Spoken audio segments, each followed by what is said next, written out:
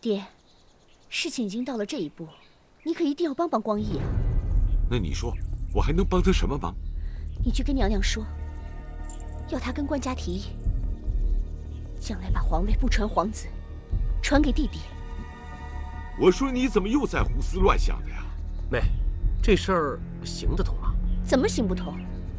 以前的朝代，就有皇帝把皇位不传皇子，而是传给弟弟的。就算是有，我也不会去说这种事儿。爹，要我说，你就帮帮光义。赵寿啊，你怎么也糊涂啊？此乃皇家之事，我若干预，那就是死罪呀！哼，没那么严重。不但我死，你妹妹，还有她赵光义，就连我们福家的九族，一个都活不成啊！爹，你可别说这些话来吓我。你是不明白啊。该罪虽然不能和谋逆相比，但是干预了皇家之事，必然会引起陛下的反感。他随便找个理由就可以定你的罪，灭你的九族啊！上次你让我和娘娘说要给光义加封王位的事，我就没敢开口。可这传位之事，就更不能说出半个字啊！芙蓉，你怎么会想到这一层呢？啊，你真是走火入魔了！女儿啊，听爹爹的话。别再想这事儿了，好吗？不可能！你就是想也是白想，根本就是不可能的事儿啊！爹，原本女儿也只是想光义封王而已，可是官家不肯按常例封赏，女儿才深知，这一人之下，万人之上的皇家玉帝。其实透彻的看去，什么心愿都达不到。要想真正掌握自己的命运，还得主掌朝政，成为君王。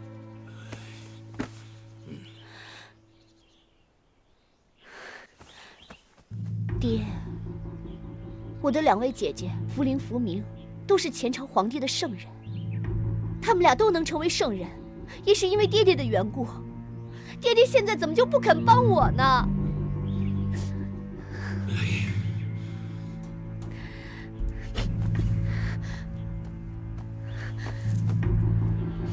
爹，女儿求你了。芙蓉，起来，快起来！我不起来。爹要是不答应，女儿就永远不起。芙蓉啊，你是爹爹最疼爱的女儿，爹爹如果能帮你，我还用你说第2遍吗？哎呀，爹，你就帮帮妹妹吧。难道你不想你各个女儿都当圣人吗？我妹妹说的对，官家仅凭1杯酒，就把我们所有的武将兵权全给解除了。如果我妹夫当了皇帝，不光是我妹妹的荣耀，生杀予夺，为所欲为，对爹爹、对我、对我们整个福家，都会光宗耀祖、享不尽的荣华富贵啊！可是你让我怎么跟娘娘说？我怎么才能说服她？我有办法，咱们应该旁敲侧击，给他列举以前的朝代也发生过很多兄终弟及的事，而且我们还得说，为什么把皇位不传皇子，而是传给弟弟的。我会去找一下鲁多逊，他是翰林学士，我一定会向他请教的。此事可不能让外人知道啊！爹，你就放心吧，鲁多逊一向是追随光义的，绝不会失言泄密。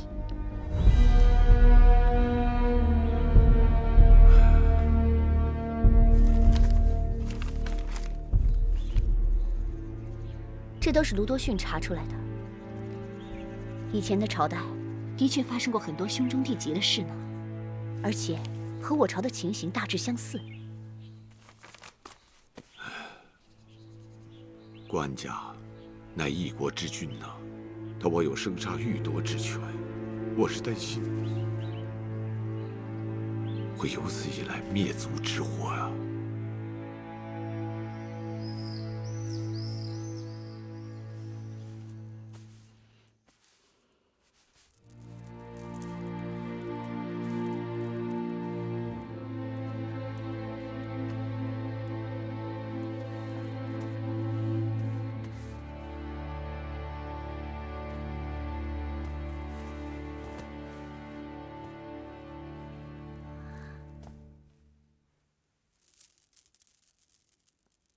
公主，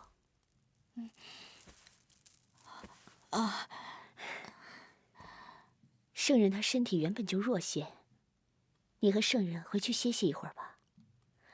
看你的眼睛摇得通红，全都回去睡吧。我能醒，不想睡，睡也睡不着。我这些天还能打个盹儿。你和圣人一直守在娘娘身边，这样下去会拖坏身子的。我是想，最好我们3个人轮流守护，让娘娘也好安心养病啊。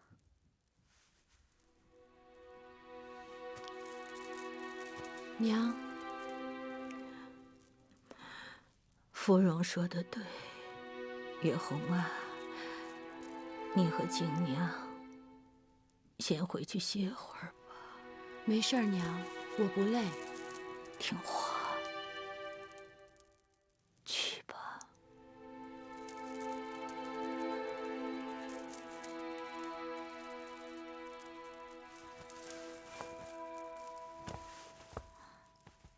领懿旨，领懿旨。辛苦你了。没事。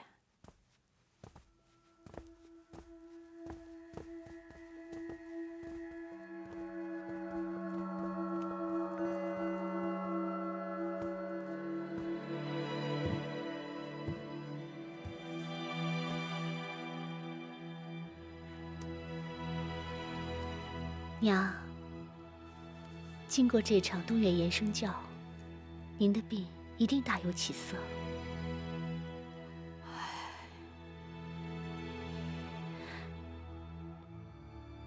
娘，爹爹听说娘病了，这连日来茶饭不思，夜里还睡不着觉。他明天就要回西京了，走之前，他特别想过来看看娘。娘，您就容他一见吧。你爹，他年岁也大了，又有镇守西京的重任在身，还是不要劳烦他了吧。老辈人中，这见一面是一面呢。娘，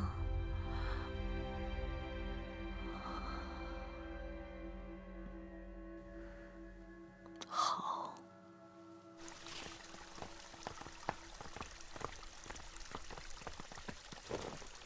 老臣符彦卿叩见陛下。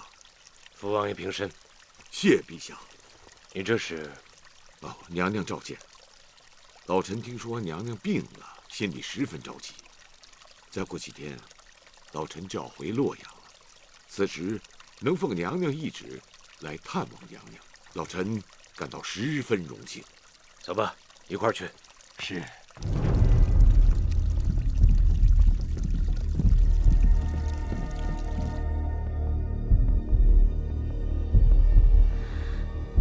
娘，陛下驾到！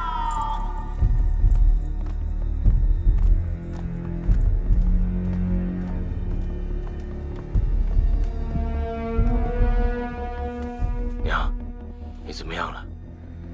臣符彦卿拜见娘娘。看座。看座。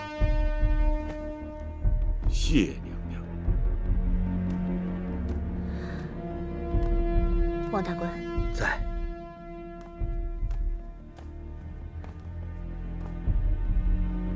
你赶紧想个办法，让官家离开一段时间。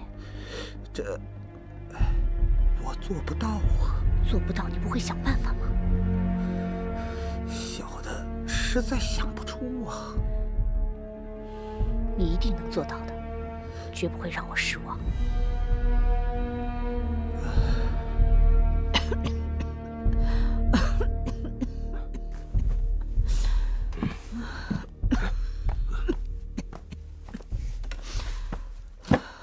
坐。臣谢过陛下。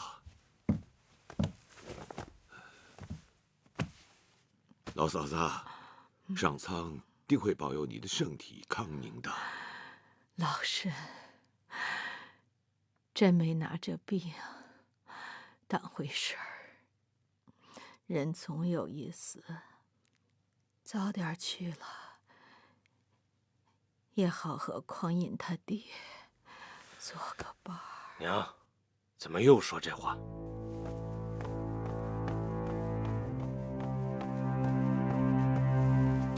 禀报官家，赈济陈州灾民的奏本已送往勤政殿，恭请陛下预览。皇儿，哎，救灾如救命，你去吧。是，那就让福王爷陪您说话，我去就会。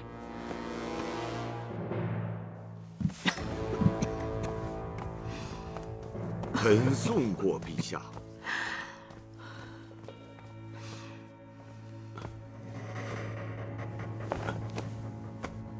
老嫂子，老臣有几句重要的话，只能讲给老嫂子一个人听。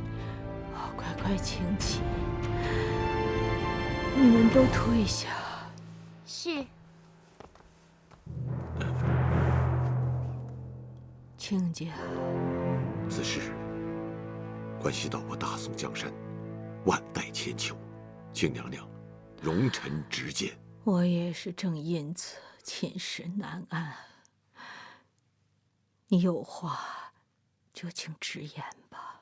本来历朝历代为了江山社稷的稳定，理应把皇位传给嫡长子，这样既可以免去宫廷的一场恶斗，还可以让江山稳定。是啊，我大宋朝也应子承父位。恕老臣死罪。如果我大宋江山要想稳定的话，那需要国赖长君呐。国赖长君。娘娘，自唐末大乱以来，诸侯割据，立侯称王，皆不依圣人旧制，仅凭智勇争王图霸。你我二人共同经历的，现在便有陈凯强拥李嗣源为帝。本朝乃是陛下英明，天纵而奉天承运，开创了我大宋的江山。虽然如此，请容老臣狂悖。若周朝的继位者不是这雀儒小儿，岂有灭亡之理？那么大宋又焉能取周朝而代之呢？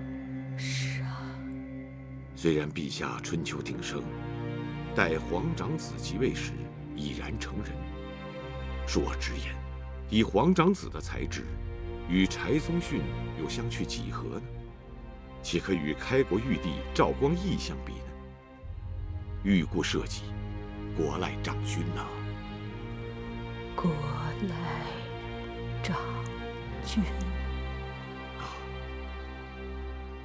老嫂子，我听说在你的故乡有一口二龙潭，这二龙潭分明是上天寓意着大宋立国必定有双龙并手而出。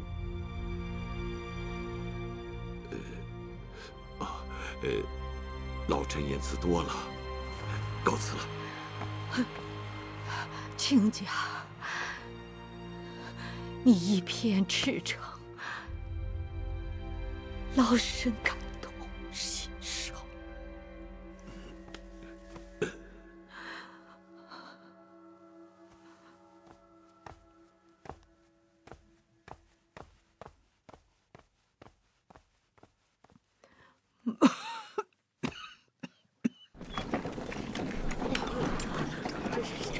这么大阵气啊！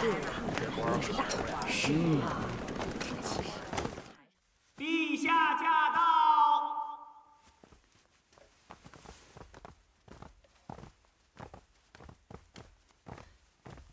娘，你看看谁来了？拜见娘娘。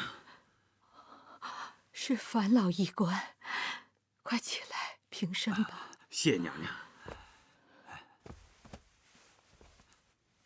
没想到小民还有幸来看望娘娘。前些年啊，你治好了舒雅的病，我还时常想起你呢。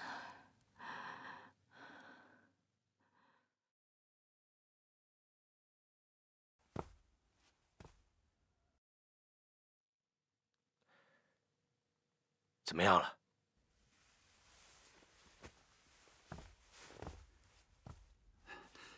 启禀陛下，娘娘的病没有大碍，用不多久就能痊愈了。娘，听见没有？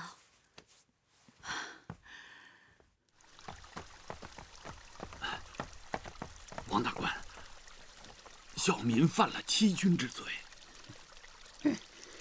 你要是犯了欺君之罪，能活着出去吗？走吧。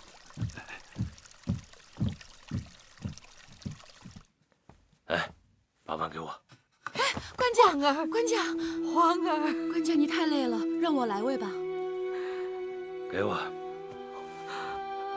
皇儿，你还是回去歇息吧。娘，来，没事。来，没事儿，娘，慢点啊。官家没什么大事儿，你安心喝药吧。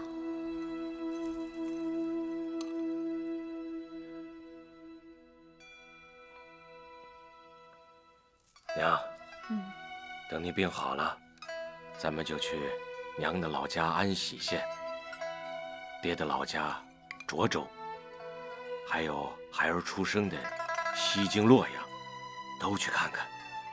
对，去娘的老家二龙潭看看，娘肯定开心。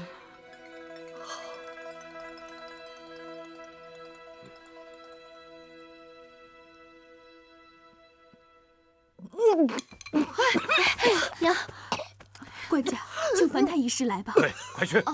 别去！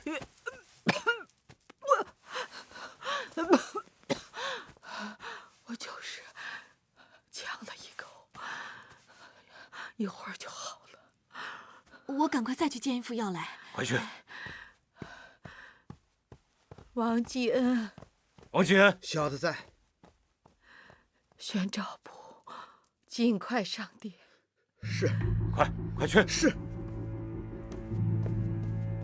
娘，怎么想着见赵普了呢？月红在。你和芙蓉回去休息吧。娘，你让我在这儿陪你一会儿吧。是啊，我也放心不下。回去就留皇儿在这儿，其他人都走。去吧。是。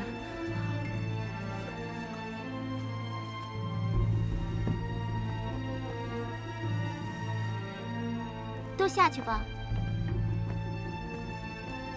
婉清，婉清，娘娘有何吩咐？你守在门口，除了赵普，谁都不准进来。是。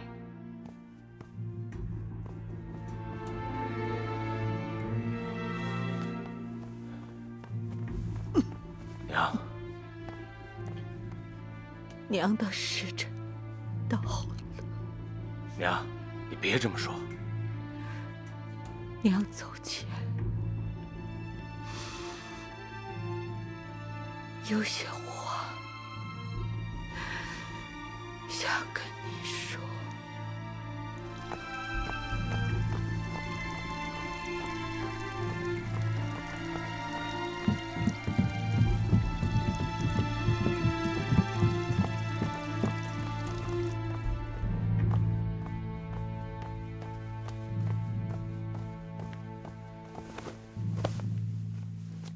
微臣赵普拜见娘娘，拜见陛下。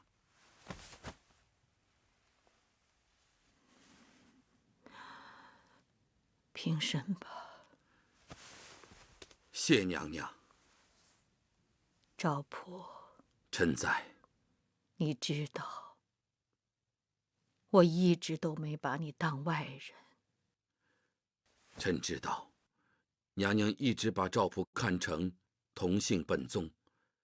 赵普谢娘娘厚爱。今天我叫你来，是有一桩重要的事情，让你听听，做个见证。臣遵旨。皇儿啊，哎，你说说，你是如何当上皇帝的？托父母之福，祖上之德。最主要的还是周世宗之子太小，他无法掌管朝政。你想想南平能有今天，那就是因为王位兄终弟及。前朝汉帝刘承佑即位的时候有多大？孩儿不是很清楚，只记得他当时很年轻。回娘娘，刘承佑继位之时方才18岁。正是因为刘承佑太年轻，才会继位几个月就发生了3镇碣石之乱，才会不辨忠谏，听信他舅父和宰相的谗言，诛杀了众多的宰辅重臣。杨斌、王章、史弘昭还杀害了国尉的家眷，国尉起兵杀进边境。这个刘承佑就是因为太年轻，才莽撞迎战，最后乱死战争。那个时候他当上皇帝还不到3年呢。当娘的都想让自己的江山有子孙传承，可在娘看来，传给谁，那都是赵家的天下。按照嫡长继承制，你是应该把皇位传给长子德昭，可德昭他太小啊。儿啊，你和光义都是娘身上掉下来的肉，为娘不会偏心。娘考虑再三，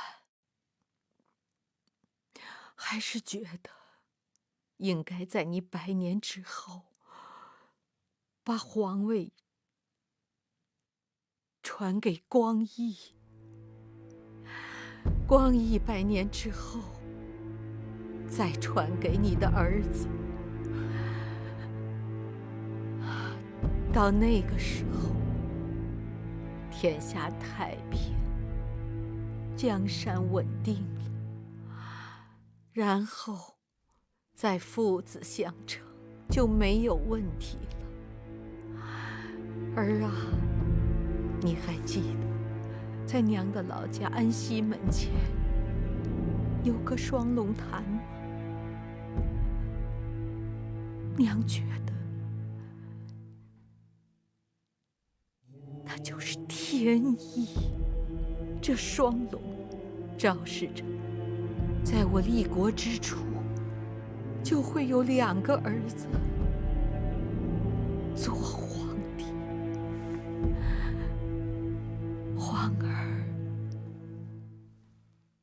你说呢？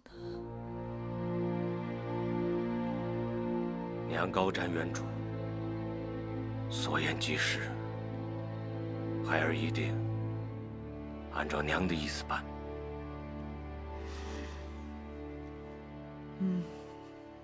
赵普，臣在。你把我和官家的话都记下来了，写上你的名字。臣领旨。选光义进殿吧。娘娘，娘娘，此事重大，关乎着大宋江山社稷，万万不能让任何人知晓，即便是对光义，也不要让他知道为好。大臣们一旦知道光义日后即将继位，必定有人前去讨好，以行讨好，这便是对陛下的不忠，与朝政大局是大大的不利呀。娘娘，臣以为先将传位诏书密封起来，藏于金匮之中，由陛下看管，待即位之时再公书于世。娘娘，不知娘娘意下如何？我老了，还是你想的周全，就这么办吧。谢娘娘。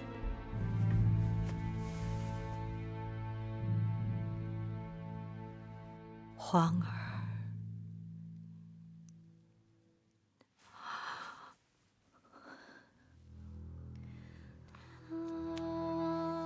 娘这么做都是为了赵家，为了大宋的江山，儿明白吗？娘的良苦用心，孩儿谨记。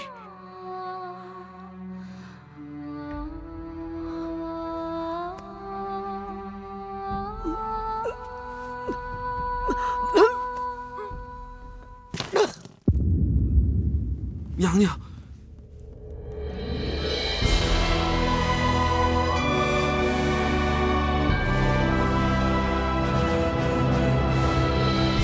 娘，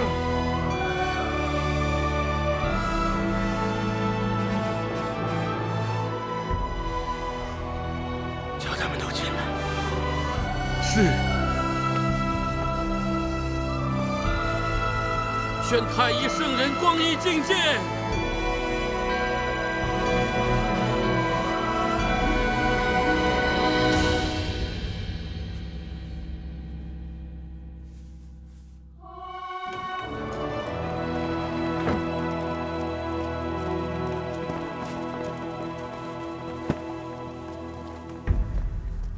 娘，娘，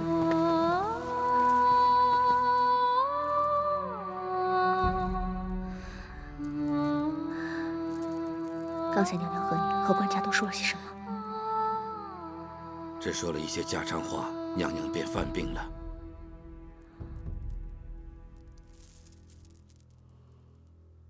宋建隆2年（公元961年6月），宋太祖赵匡胤之母杜太后及昭献皇太后病逝，享年60岁。父王爷驾到，行人回避。停轿！停轿！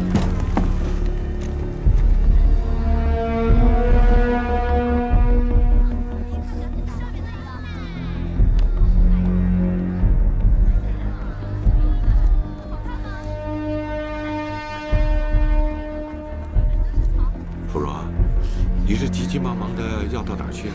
爹，女儿上车跟你说几句话。好，上车吧。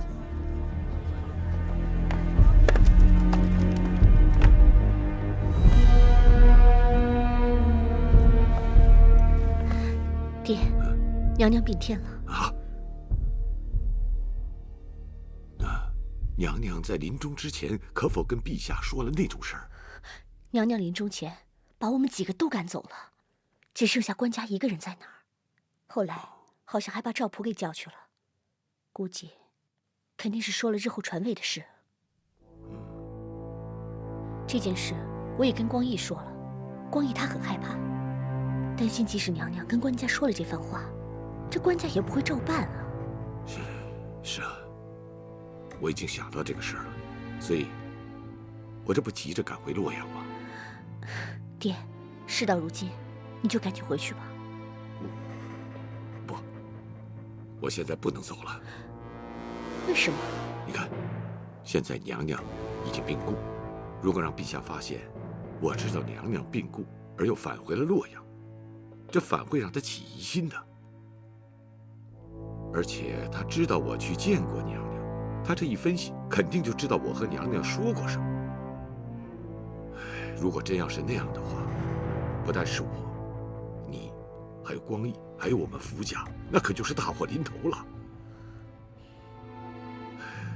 所以事到如今，我不能走，我应该回到王府，静观其变。爹，哎，你什么都不要说了，赶紧走吧。那你路上小心。好好好，哎，快走快走快走。回王府。陛下，臣等商议，依据太后的贤淑和仁慈，尊皇太后的谥号为昭显。转奏。陛下，臣以为该重新选择风水宝地，作为皇家的陵寝之所。国家初建，黄河又灾闹灾，急需处理的事情颇多。皇家陵寝，日后再见吧。遵旨。陛下，太后娘娘驾鹤西去，全国痛悼。臣请昭告天下，全国举哀。太后娘娘一向反对奢华，临终前特意叮嘱朕要从简安葬。朕特命尔等负责昭告天下，选择安葬黄道吉日等所有丧葬事宜，但不宜铺张。臣领旨。朕虽为天子，但也是长子，要在陵前引幡，恭送母亲。是。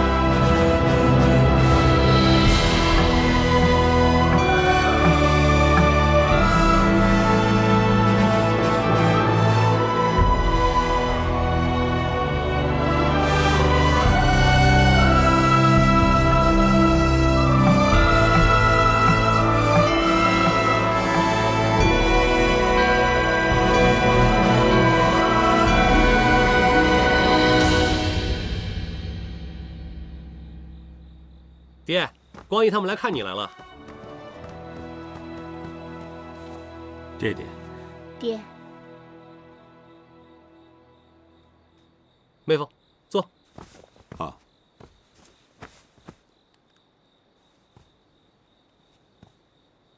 芙蓉啊，你非得让我去跟娘娘说那番话，事后我也觉得已经铸成了大错。是大罪呀！你以为那圣人和官家就那么容易当的吗？芙蓉，你看着我，我也希望我的女儿是圣人，女婿成为官家，所以我才明知道那话不能去说。可我还是昏了头啊！你怎么敢如此啊？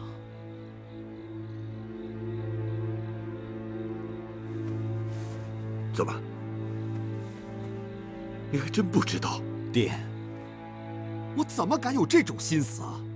爹爹，你是5朝元老2朝皇亲呐，深知宫闱之诡秘，怎么就能受了他的怂恿，干出这种大凶大险之事啊？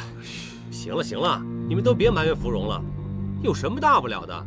啊，说了就说了，难不成把话给吞回去啊？你个糊涂虫，你知道什么呀你？跟我嚷嚷什么呀？这是大凶大险大难呐！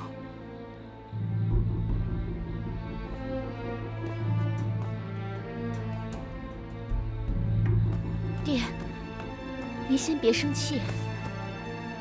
我符衍卿戎马生涯数十年，心情从来没有像今天这样难受过。在战场上，无论是多么凶险的情况下，我都会当机立断，决定怎么打。我64岁了，在我这一生当中，我大战了50余场，没打过几场败仗。在战场上，我也没有被敌人杀掉。可如今，我却要被官家处死了。爹，都是女儿一时糊涂。仔细想来，官家若是有什么异常，就断不会像平日那样对我如此亲昵。或许娘娘并没有把这番话转告给官家。难道让爹爹白进宫上演一场？芙蓉，这要是白白进宫一趟，万幸了。我赵光义从来就没有觊觎皇位之心。芙蓉，你给我听着，万万不可有此念头。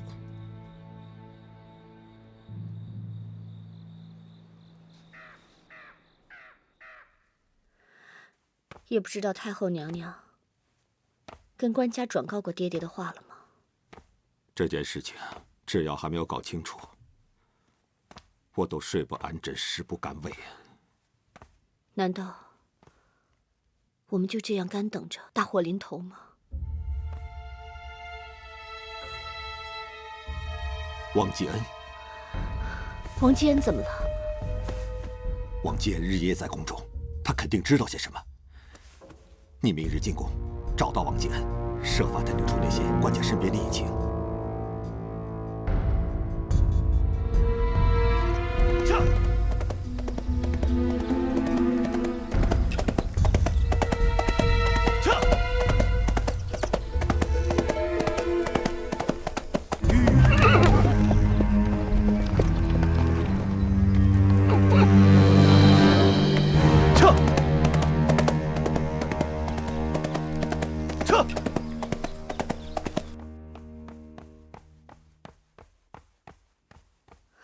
王继恩，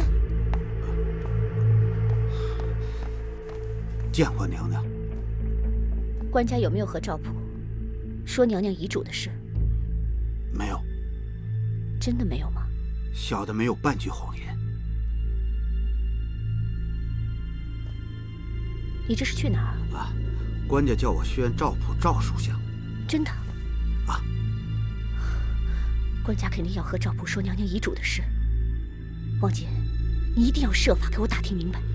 夫人，这可是杀人大罪呀！你别忘了，当初要不是我出言相救，你王继恩早死了，哪会有今天？还有，尽管你是官家身边的人，那我也能……夫人，小的照夫人说的去做。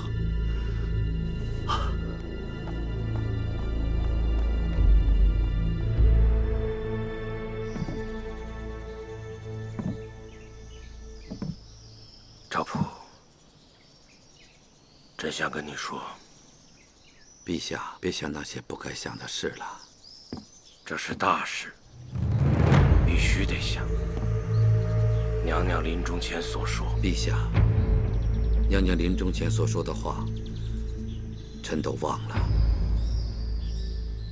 陛下，为了大宋江山社稷，陛下也一定要忘。陛下，现在当务之急，您就要养好身子，参加娘娘的葬礼。娘娘的葬礼一切都在准备当中，请陛下放心，臣告辞了。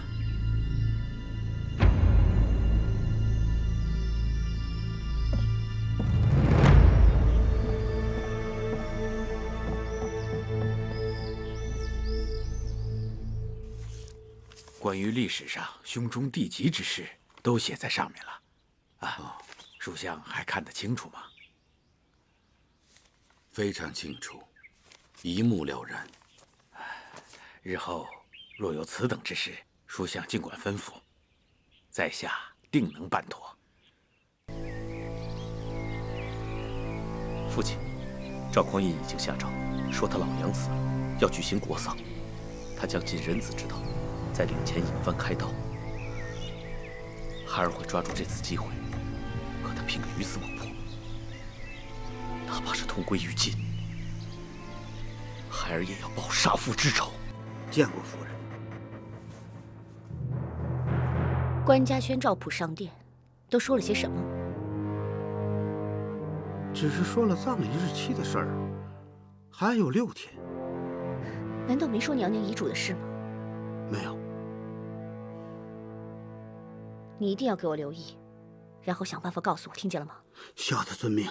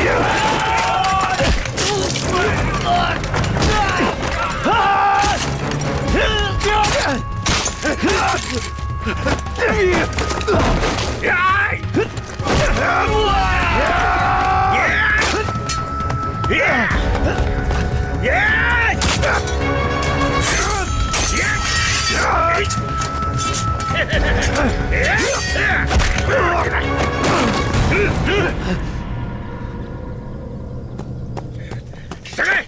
住手！哼！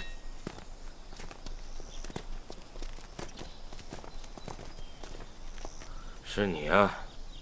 你素来是非分明，而今为何如此糊涂？杀父之仇不共戴天，如今不是你死就是我亡！大胆！陛下，这韩威是不肯归顺大宋的韩通之子，他曾投奔李云和李崇进，还曾在扬州城上用弓弩险些伤了官家，罪不可恕，批了吧！住手！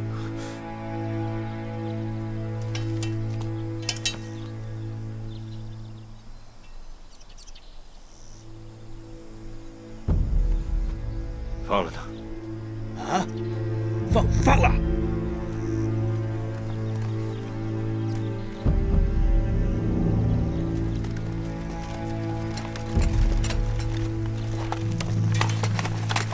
走，跟上。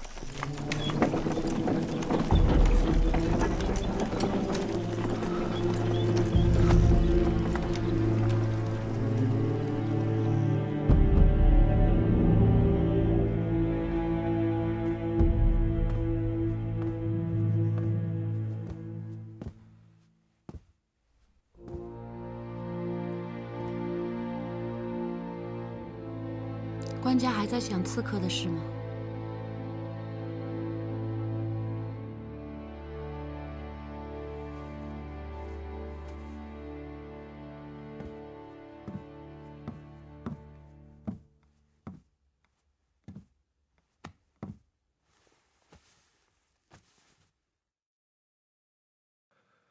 另外有桩大事，朕一直没有跟你说。娘临终前留下了遗嘱，要朕在100年之后传位于光义。娘竟然留下这样一道遗诏，娘也是为了大宋的江山社稷着想。官家是何主张？朕不想违背娘的意愿。再者说，以光义的才能，是可以承续大统的。此事非同小可，请官家三思。传位嫡长已成定制，这样做也是为了江山稳固。当然，也许娘是介于幼君不堪继承大宝基业的教训，才有此意。但当他日国将新主之时，大宋皇子已不再是幼君了。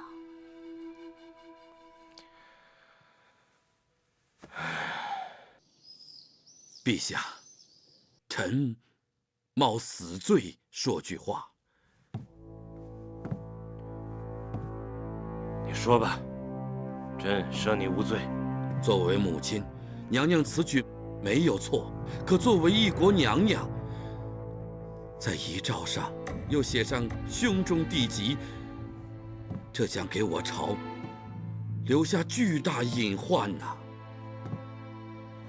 臣敢断言，如果陛下把皇位让给了光义，他一定会像春秋吴国孟寿三子愚昧那样，把皇位传给他的儿子，绝不会传给德昭啊！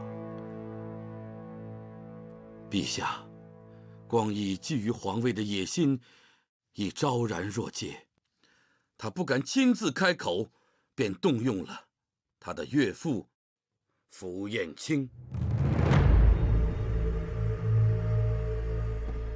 陛下，你也跟臣说过，娘娘病重之时，符彦卿进宫探望，所以臣敢笃定地说，一定是符彦卿代赵光义开的口，所以才有了兄终弟及。哦，陛下，还有一事，臣不得不说。娘娘病天之时，陛下、光义和燕国长公主悲痛欲绝，可光义之妻芙蓉却冷冷地问臣：“娘娘有没有什么遗诏？”臣听了此话之后，百思不得其解。符彦卿虽然是文武双全，但忙于事务，他不可能遍览天下群书，他不可能知道胸中地级，他就略知一二，也不会向自己的女儿和女婿开口谈起此事。为了彻底弄清此事，臣翻阅了大量的典籍，最终我终于明白了，胸中地级的始作俑者就是赵光义。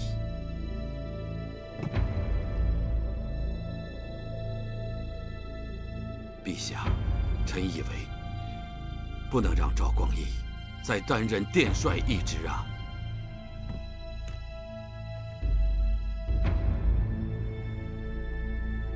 就让光义担任开封府尹吧。陛下，那更不可。石重贵、柴荣都是担任府尹一职之后继升的皇位呀，这样会给朝中大臣以误会，就连光义也会这么想。就这么定了。臣明白了。吾皇圣明。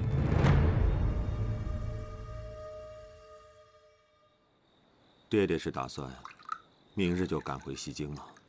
明日尚无动静，或许动身吧。即便路上无事，到了洛阳以后，能否安度余生，只有天知道。爹，你就放心吧，我已经问过王基恩了。他说娘娘死前，并没有提到传位的事。或许我们只是虚惊一场，但是以防万一，你看殿帅如何避祸呢？退一步讲，官家对韩通之子韩圭尚且能放一条生路，对那些威胁皇权的结义兄弟，也只是打发到外地去当节使。我再怎么说，也是官家的一奶同胞啊。可是你对官家的威胁之大，不是这些武将和韩圭所能相比的。再退一步想，官家总不能不顾及满朝文武之口吧？为了自己免遭非议，也不会像前朝周世宗那样，见着放量大耳的文臣武将，就随意诛杀吧。这番话说的还颇有些道理啊。所以，我想向官家提出解职，去外地当一个节度使。或许官家能对我放心些，饶过我这一次。你可以以不知兵、不习武为由，辞去殿帅之职，只保留从前的翰林学士，也不要请求当什么节使，这样反倒引起官家怀疑。好，就按爹爹说的办。光义啊，你要想避祸，就必须利用官家重孝悌之情的弱点。你要让官家一直以为你这个兄弟对他十分恭敬，十分忠诚，你才会消除他的怀疑之心呢。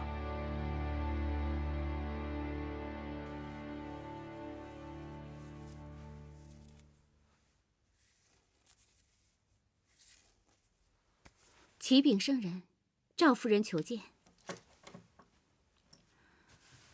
宣，是。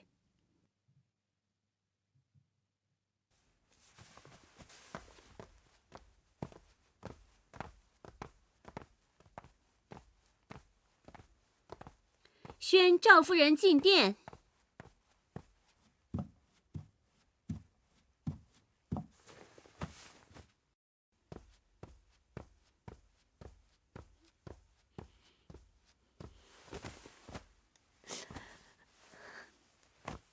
臣妾拜见圣人。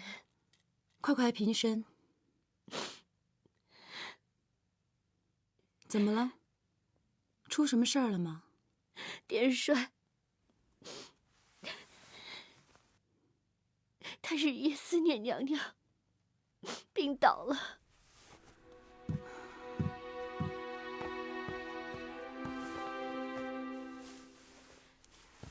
可否召见郎中？郎中已经看过了，说是染了风寒，可是吃过药也没见好。不久前竟然不省人事。凤娇，速召太医前去诊治。是。谢谢圣人。他虽病重，但却惦记着官家，担心官家也会病倒呢，所以稍假休息，便催臣妾进宫探望官家。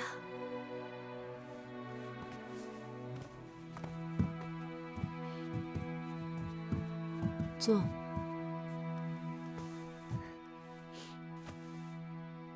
官家已然无恙，正在勤政殿召见赵书相呢。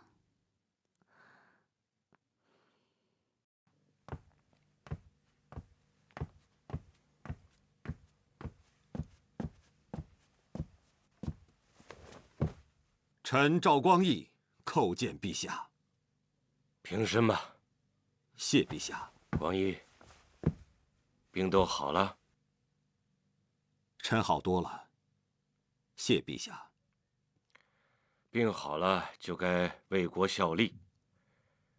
朕任命你为开封府尹，加同平章事。陛下，臣万不敢担此重任，请陛下让臣去外地做个节使或者是刺史吧。光义，难道你让朕像对待那些结义兄弟那样对待你吗？臣不是此意，请陛下明鉴。光义，你怎么同朕生分起来了？臣只是担心，辜负了官家的重托。臣愿担任开封府尹，只要陛下信任臣，臣尽心尽力便是。你有什么好担心的？朕也不是一生下来就是个皇帝，咱们都慢慢学着干。开封府地处天子脚下，事务繁忙，但朕相信，只要你用心，一切都会井然有序。谢陛下信任。那明日就接手开封府吧，起来吧。谢陛下。啊，恭贺殿帅了！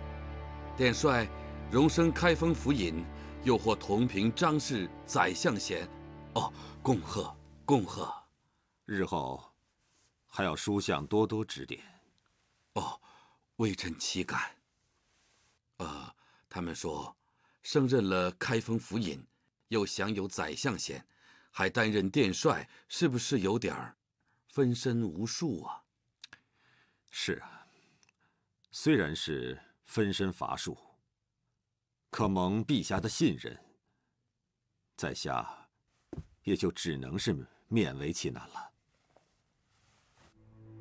赵普说的有道理，光义，殿帅你就不要再当了，让张琼接任。臣遵旨。张永德兼任张琼以前的侍卫马军都指挥使，仍在节使任上。侍卫司由你管。微臣领旨。一至，朕该封赐芙蓉，稍待10日吧。事不宜迟，快去开封府办理交接吧。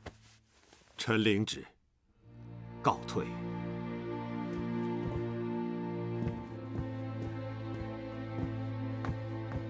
现在光义主掌开封府事，原来的开封府尹沈一伦，该如何安置呢？陛下，微臣以为沈一伦可以恢复原职。户部郎中，大材小用。沈一伦在开封府尹的位子上多有建树，这次是因为光义的缘故，才免去该职，应该委以重任才对。陛下，以文治国，此乃大宋千秋业绩忠信之本。臣以为，应见我朝书馆和前朝昭文馆、史馆并列为3馆，由集贤院而统治。臣以为，沈一伦可以做集贤院的大学士。你接着说。哦，陛下，集贤院的大学士并不是非仅仅掌管史馆，他要搜遍天下史书典籍，并加以校订。盛世修文，非洪伯之大才使沈一伦能堪此任呐。这个主意不错。此乃以文治国的策方，不能忽略。朕也有书籍1万余卷，都放进3馆，还要下诏，到各地去求书。另外，以沈一伦之才，足以任宰相之职。光管个3馆，委屈了。倡导文治，乃我大宋所急需。臣以为，还是请沈一伦暂掌管3馆，待择机以后再委以重任。那就办诏吧。是。是什么人找我？啊？我也不知道。怎么找到这儿来了？就在门外候着呢。王大官。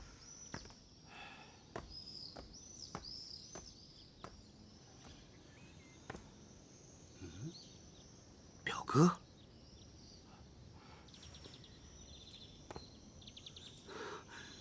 真的是你啊，表哥！表哥，表哥，晶啊，我都快认不出你来了。是，表哥，你离开家的时候刚13岁。我娘她身体怎么样？她近来可好？好，娘好，就是天天想你，老哭。是，娘让我给你带话，说让你别惦记她。我知道娘想我。可我更想娘啊！我知道你打小就孝顺。表哥，你近来还好吧？好。姐，你知道我从小苦读诗书，可就是一直找不到报国之门呐。我知道你当了内侍行首，我想让你引荐我一个报国的路。表哥，你不知道宫里的规矩。小弟在朝廷里只是一个宦官，是不能和大臣结交的。如若违反，是灭族之罪。我知道，我知道。宫里典章我也略知一二，我就不为难你了。我回家了。表哥，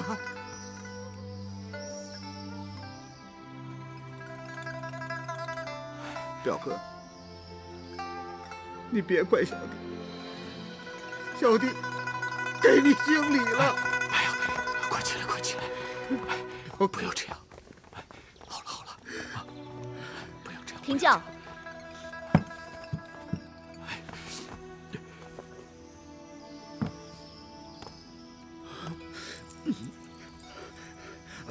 拜见楚国夫人。出什么事了？啊，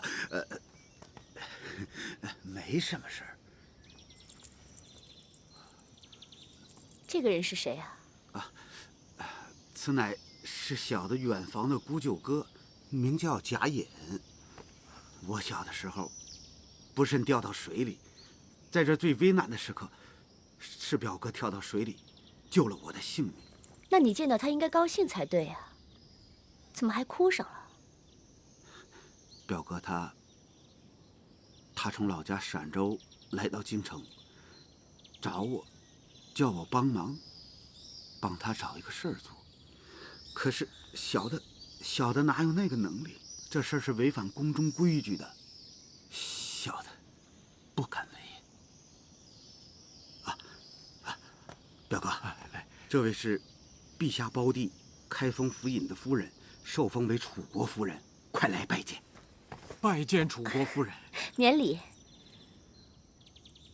我看你表兄既有报国之心，这样吧，明天就去开封府官署，请府中总管安忠和府尹一见吧。谢夫人。谢夫人。快起来吧。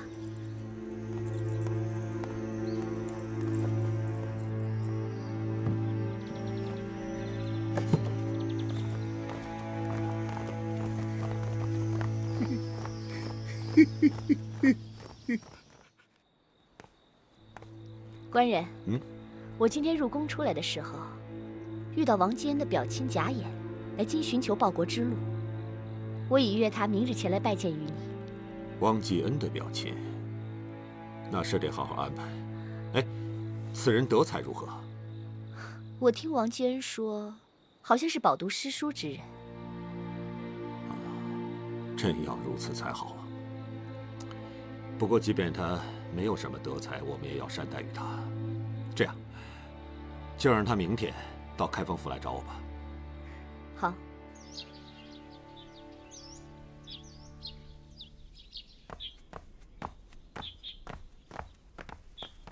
启禀赵大爷，奉命将贾演带到。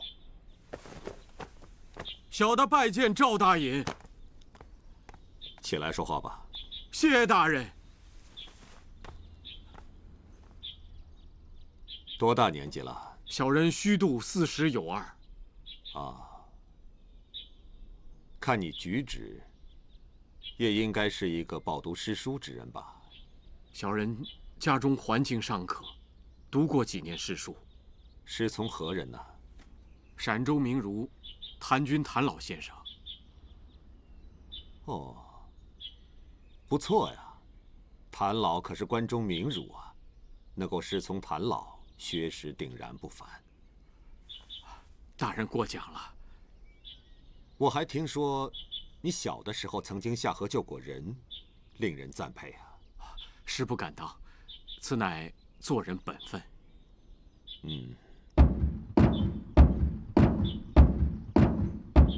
何人击鼓鸣冤？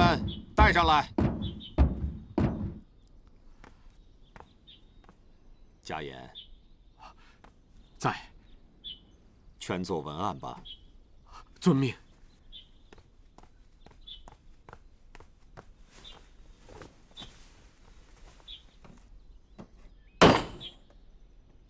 升堂。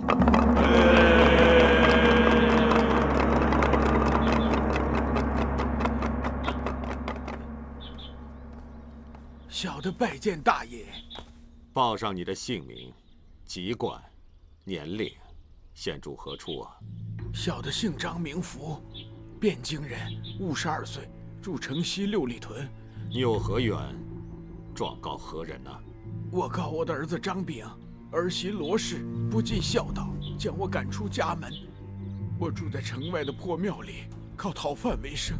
便是如此，他们还不放过我，仍然加害，又将我打伤。大人请看。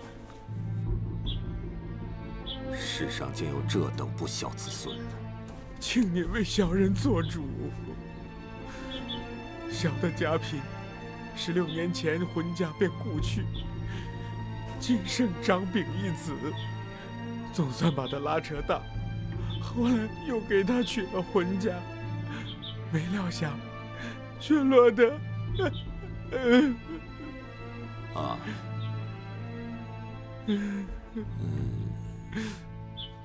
贾演呐，大人，你看此案该如何处置啊？小人有几句话想问他一问。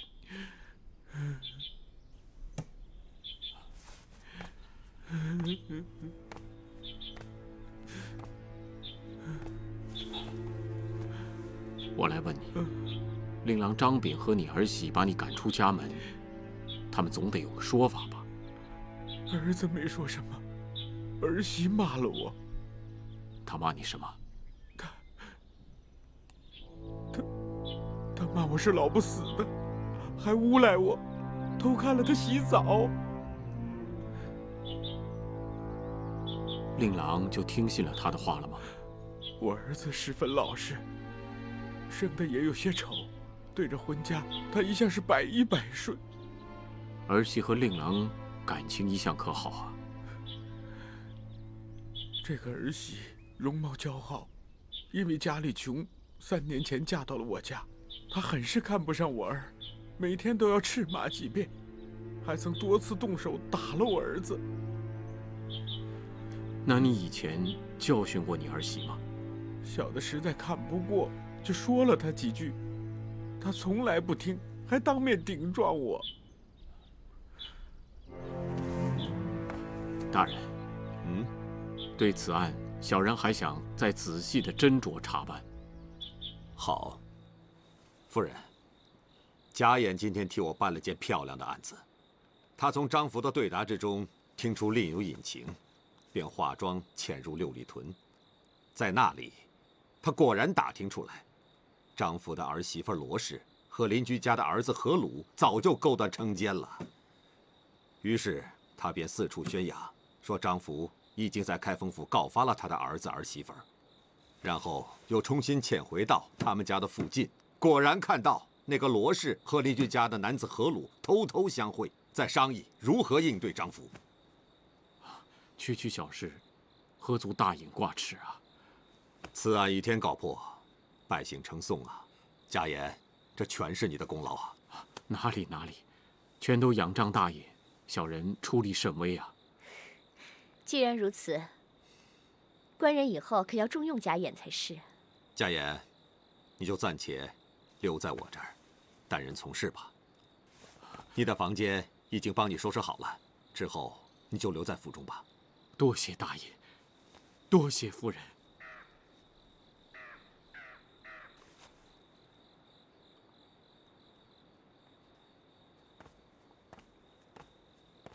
启禀大人，王继恩求见。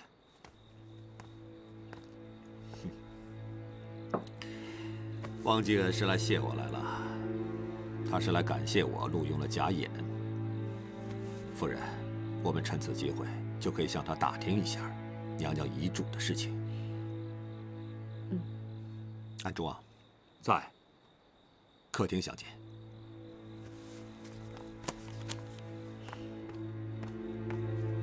拜见大爷，拜见夫人。好，王大官，请坐。谢大爷。小的奉旨宣召出宫，迂回转道来府拜见相谢。恕不能久留，贾琰给我捎去了书信，承蒙大爷将他收留，且任从事，小的十分感激。哎，王大官不必言谢，还得说贾琰，他德才兼备。日后我一定还会更加重用他的。小的当年受贾琰的救命之恩，一直没有机会报答。这次他来京城找小的，小的确实是无能为力。幸亏被夫人发现，热心相助，承蒙大隐将他留下，且任从事，还视为心腹，小的无以为报答，便磕个头吧。哎，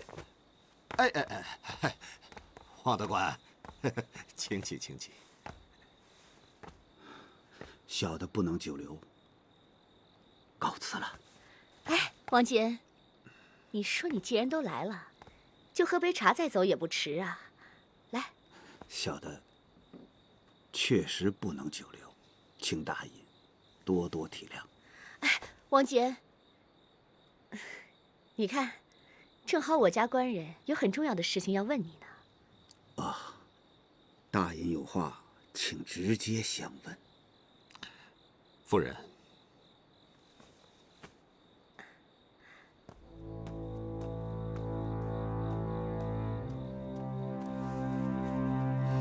王大官，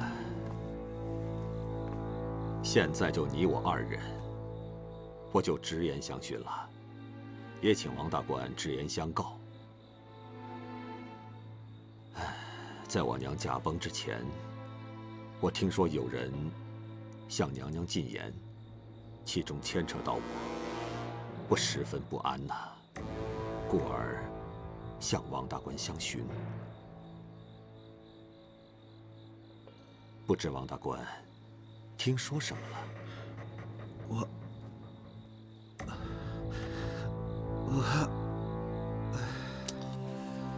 王大官，真要是惹出什么祸事来，必然引起皇室动荡啊！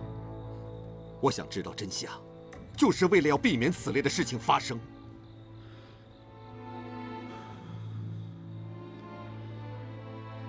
娘娘的确留有遗言。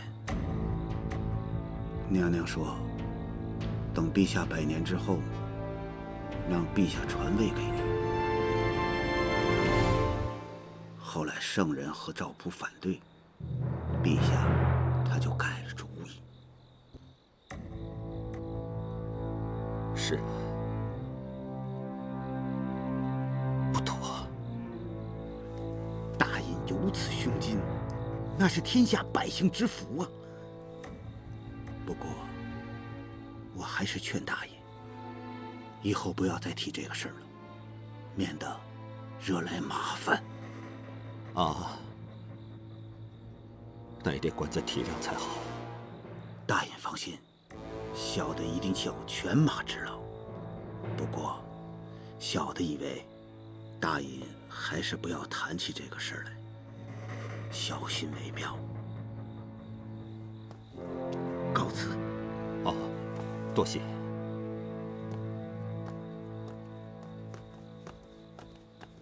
官人，你还愣在这儿干什么？我父亲为大宋立了这么多功勋，你和官家都是娘的亲生儿子，他不会有意偏向谁的。他既然做了这样的安排，你就应该继承皇位。别说了，要是官家不肯按娘说的去做，那官家就是不孝。别说了。你冲着我发什么脾气啊？这口口声声尽忠尽孝的官家，却不按娘娘的遗诏行事，他既无情，你何必有意呢？娘娘竟然真的有遗诏要官家传位于我，而官家居然还顾念手足之情，这已经是万幸了，知道吗？娘要是没有这样的遗诏也就罢了，既然有遗诏，按遗诏办事那就是尽孝。现在道理在你一方，如果官家要是真的处罚于你，那官家就是大大的不孝。糊涂啊！遗诏呢？你看见了还是我看见了？你如此行事，官家只需要用谣言惑众、谋夺皇位，就能灭你满门。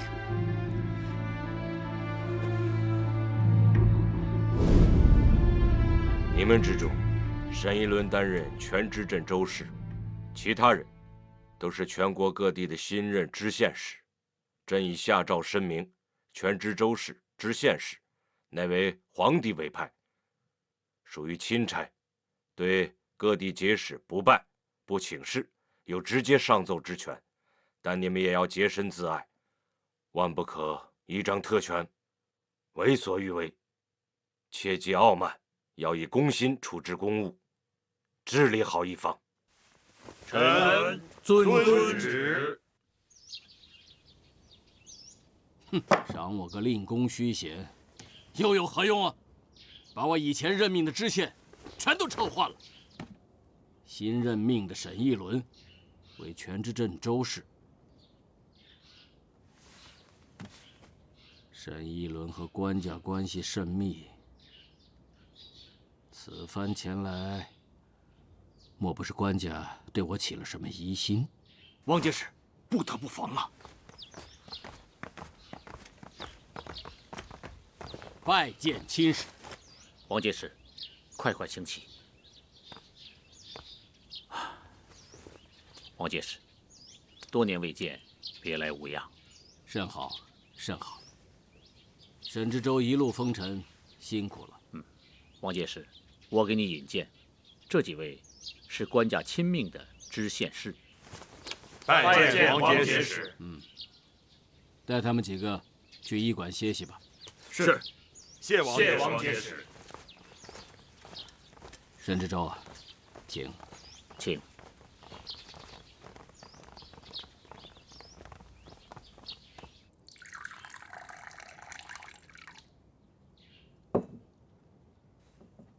沈知州请。多谢。官家的诏书，想必节使早已收到。收到。当年下官在节使身旁做事，我们俩之间有过一些小小的过节，但是如今事过境迁，早已烟消云散，小节自当忽略，但是大恩，下官不能忘。在下多谢当年王节使的收留啊！沈知州客气了，客气了。王节使久居镇州，想必对朝廷上的事情不太了解。如今官家锐意革新，下官到镇州来，念及当年有主仆之私，可以略告知一二，但是还请切记务必保密。请到其详，王某绝不说与他人。官家决定改革旧制，即地方之权与朝廷，个中缘由，想必不言自明。此举是为了稳固国家。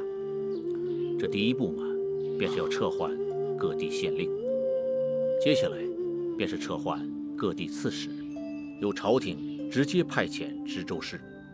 如今下官到镇州来，便是试行这第一步，从此由点及面，向全国推行。原来如此。王节使，下官到镇州来，行使的是朝廷的权力，全权处理州中各种公务，直接上奏于官家，所以还请王节使多多见谅。好说好说。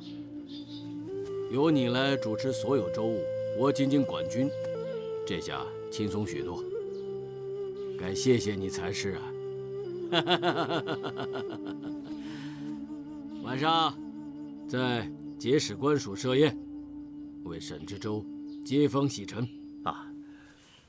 多谢节使。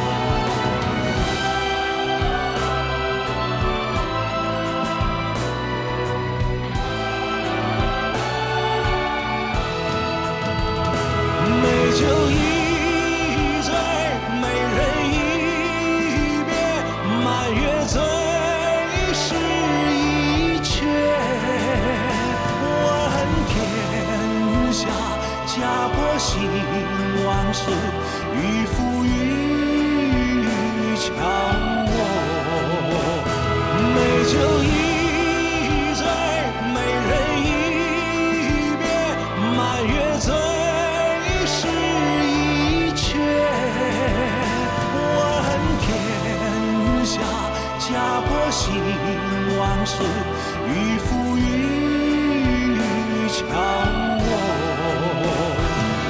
生难逃，生死难越，知己最是难得。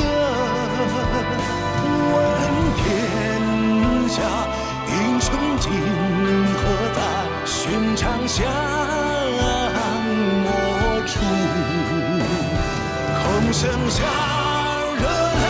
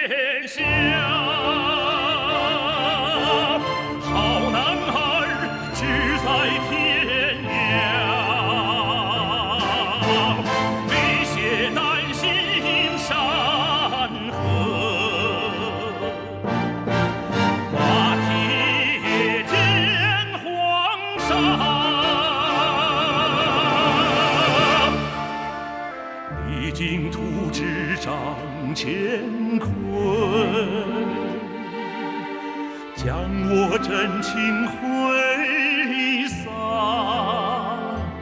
壮志未酬身先去，何处是我家？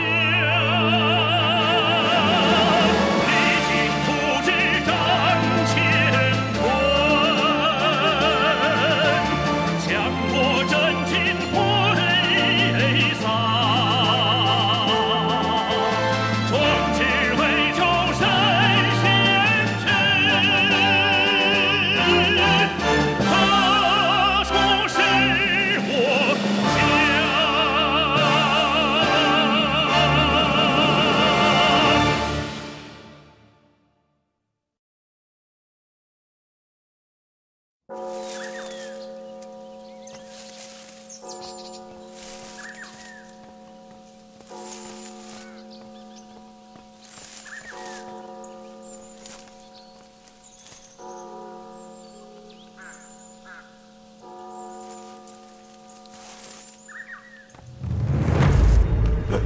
军爷，让开！军爷，你们不能拿呀！军爷，这不是军爷，大伙儿给评评理啊！他欠钱不还，怎么办呀？我说石老板，你欠我的钱不还，你说怎么办？军爷，我何时欠过你的钱呢？你小子竟然给忘了啊！我都不认识你，何时借过你的钱呢？军爷，您一定是认错人了吧？大家今天都在这儿啊，我们就给大家做个示范。兄弟们，给我打他这个龟孙子！好嘞！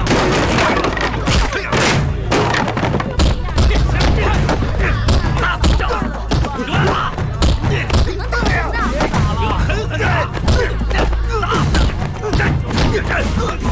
走！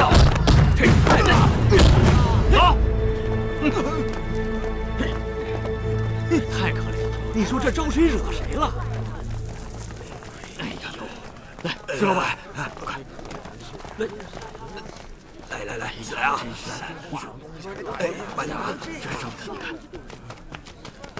王坚石经常随意处死人，有的人有罪，有的人根本就没有罪，他却从来不约束自己的手下。大家看，光天化日如此抢劫，我们该到哪儿去说理啊？是啊，上哪儿说理？怎么没有？石老板，你快去市知州那里告状去吧。这位知州大人，对，他可是替我们百姓说话做主的好官呐。对呀，就去那儿告他，对，告他。小的实际当铺的老板拜见沈知州大人。石老板，快请起来说话。谢大人。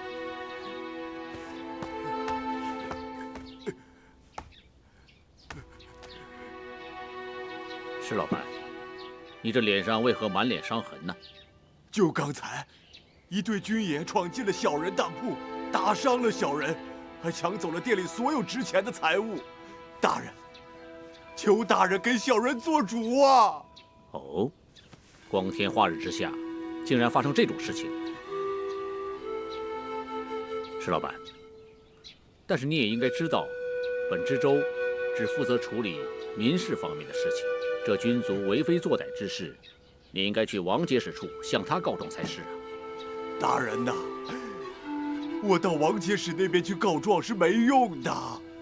以前我一个熟人也去告过，非但没有得到王大人的主张，夜里房子却被人点火烧着了。大人呐，我哪里还敢去求王大人呐？大人，求您救救小人吧！石老板，你的事情本官已经知道了，你先暂且回家疗伤，本官这就前去王节使处向他问个究竟。谢大人，谢青天大老爷，谢青天大老爷，谢谢。官啊，请啊，请坐，请。沈知州今天怎么有功夫来看我呀？啊，下官来找王节使，是为了城中失祭当铺被洗劫一空之事，不知节使可否知道？哦，这是何时发生的事？就在1个时辰之前。真是胆大狂徒啊！光天化日之下如此强抢，那是不想活了呀！啊？众目睽睽，必有案犯线索。沈知州判案如神，誉满镇州。已知是何人所为了吧？据失祭当铺的老板报，劫掠者为一群军卒。这不可能，一定是当铺老板在说谎。起初在下也以为他在说谎，但是下官询问了目击者，他们也都如实说。那是歹徒冒充军卒，我的部下一向严守军纪。哦，如若如此，那下官还请。我已经说了，这绝不会是真实的军卒所为。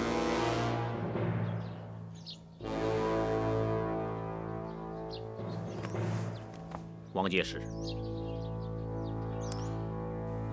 沈知州要告辞了，那我便不再挽留，请。下官告辞。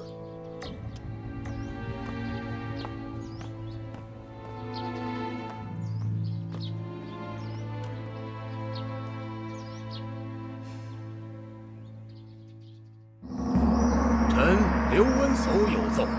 说吧。这是昨晚有人用弩箭钉于登闻谷上的状子，请陛下预览。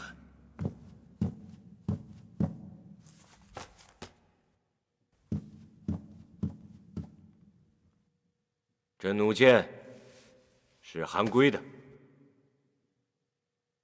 想必这状子也是韩圭所写。这状子里讲，镇州军卒当街强抢，镇州出现如此的恶劣之事，绝不能容许。你火速前往镇州，尽快查清，若属实，按律处置。臣遵旨。启禀陛下，沈一伦全权负责镇州，处理此案定当无疑。刘忠诚主持御史台，不可以轻易离开官署。况且御史台负责监察全国百官，处理军卒一案，似乎不妥。启奏陛下，沈知州乃管民之官，如何能约束军卒？军卒如此大胆，必为将领纵容。御史台该当前往勘问明白。陛下，启奏陛下，数十年来各地节使大都不善于约束手下的军卒，军卒横行欺压百姓的事情时有发生，是到了该严加管束的时候了。只不过，即便是刘忠诚亲自前往，也未见得就能奏效。臣请陛下赐刘忠诚尚方宝剑。好，就如赵大人所奏，赐刘忠诚尚方宝剑。刘忠诚到达镇州之后，要与沈一伦携手，明察暗访，务必办好此案，从重治罪，以纠正时弊。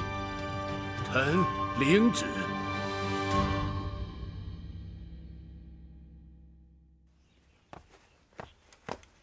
启禀沈知州，有位道士自称是知州的故人，前来求见。哦，快请。是。沈知州。哎呀，刘忠诚，快请坐。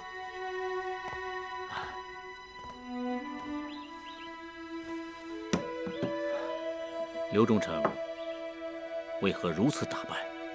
下官前来是奉官家之命，为彻底查处世纪当铺被抢一案而来，为避人耳目，所以这般装束。刘忠诚什么时候到的郑州？今天一早到来。此乃官家御赐的尚方宝剑。有了官家的尚方宝剑，何愁此案不破？好，忠诚，稍事休息，喝口清茶，一会儿下官便带你去世纪当铺实地勘查。勘查便可以省了。我在来署衙前已经到了现场，对案件来龙去脉也有了一些了解。哦，那这么说，刘忠诚已经有了破案之策了。让世纪当铺老板去王彦超署衙击鼓鸣冤。你是何人？敢击邓文谷？小的有冤，求大人给我做主啊！有何冤屈？速速道来。有军爷抢劫了我的当铺。你就是那个当铺老板？是。大胆刁民，这是诬告！本节是属下军卒，岂能抢你当铺？这是真的呀！你还敢顶撞本节使？来人，将这刁民重责50杖。是，大人冤枉啊！大人冤枉啊！大人冤枉啊！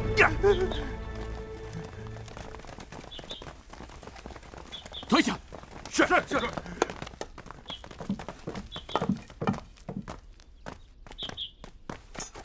尚方宝剑在此，见剑如见天子。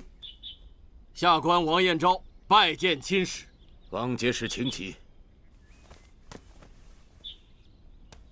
快将这刁民押下去。慢。刘忠诚，不，刘亲使，快请上座。不必了。刘某前来是奉官家之命，特为世纪当铺被抢一案而来。哦。这位老板请起。你来王节使署衙，想必是上告吧？正是。为何要打他？是这样，刘亲使容禀，前些天沈知州已经来过，将此案告于本官，本官随即进行了询问，方知这石老板实乃诬告，所以才对他动刑。本亲使也已多方进行了勘问，结果却与王节使所言恰恰相反。这怎么会？官家口谕，沈知州协办此案。我来之后，与沈知州进行了多方勘问，现已经查明，系指挥使胡琏率部下1应人等所为。王节使，这有目击者的亲笔口供，请阅。可有君卒证词？王节使，王命在此，我等3人都不得违背，对吧？对，沈知州所言极是。刘亲使，本官不敢袒护所属军卒，可是这胡琏，本官还曾记得，曾有战功，实员勇将，能否容他日后戴罪立功啊？天子犯法，与庶民同罪。我临行前，官家特命我从严执法，从重治罪，以纠正时弊。难道王节使要阻碍本官惩治这些为非作歹、罪不在赦的罪犯？绝非此意，本官绝非此意。执法在即。胡连一应人等，除哄抢诗集当铺外，据城中百姓纷纷指认，他们也供认不讳。近年来以劫财劫色犯下不下3条人命的重罪，一律全部处斩。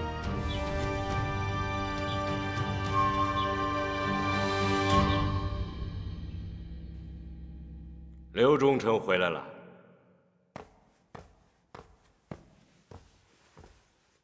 臣于昨晚回到京城，郑州诗集当铺一案夜已查实，乃指挥使胡连率17名部下所为，大白天强抢，猖獗之甚，必须治以重罪，以赦天下君族，已将一应18人全部处死。王彦超、王节使率军到场，深为震撼，百姓无不叫好，向着汴京方向拜谢陛下主持正义。很好，要将此案通报全国。下诏告知各地节使，引以为戒。遵旨。启奏陛下，臣以为应该收回各地节使衙门生杀予夺之大权，恢复前朝县尉管理治安的制度，由吏部派官员直接接替各地节使衙门。如此固然是好，只是现在就办，未免有点操之过急吧？赵大隐此言差矣。各地君主欺压百姓，其根源就是在各地节使衙门的纵容，他们手中握有生杀予夺之大权，按照他们自己的喜爱处理各种冲突案件。陛下，郑州一案既然已经处理妥当，恰逢时机，应该推行县尉管理治安制度，不然有悖朝廷和陛下的爱民之心呐。准奏，卢学士拟诏，下发实行。是。魏大人，臣在。便由你主修新刑律，各地所判死刑一律交由刑部复查，严禁乱捕乱杀。臣遵旨。这个赵普也太不把我放在眼里了，在大堂之上，众目睽睽之下，居然当众驳斥于我，他是把我当作无知小儿了吧？大爷，小人以为这次倒并不必太为在意。目前的形势对我们来说，倒好有一比呀，仿佛是恶虎扑食，欲尽先退。再说，太后的遗诏已然宣布，所以当务之急就是要除掉赵普。你说的对，是我轻浮暴走了，但是要除掉赵普，谈何容易啊！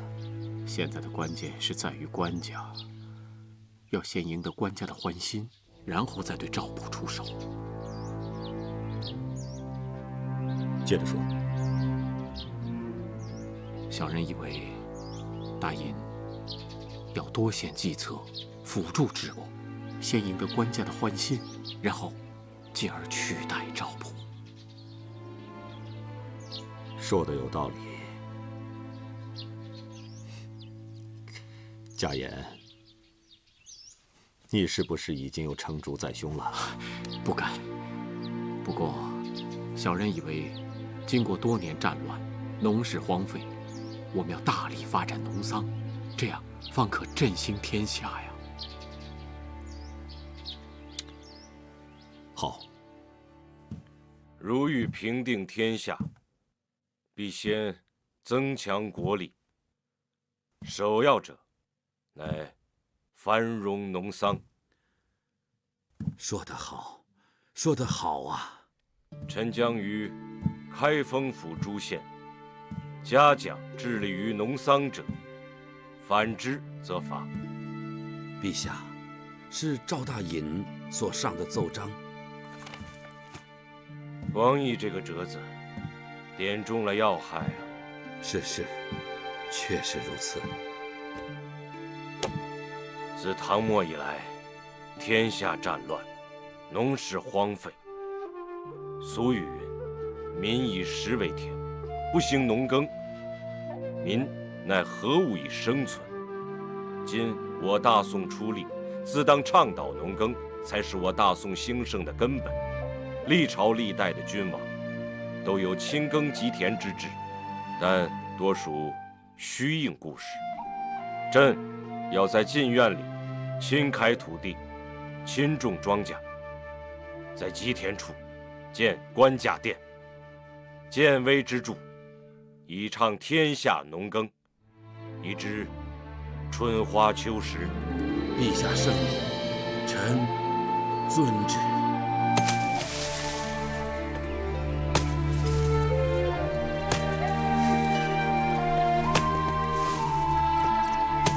臣拜见官家，拜见圣人。你是来看朕种地的吗？官家不是说种地吗？臣就带了2个人来，给官家出点力。他们都是在臣身边服侍臣的，有把子力气，可以为官家出力。那就干活吧。是。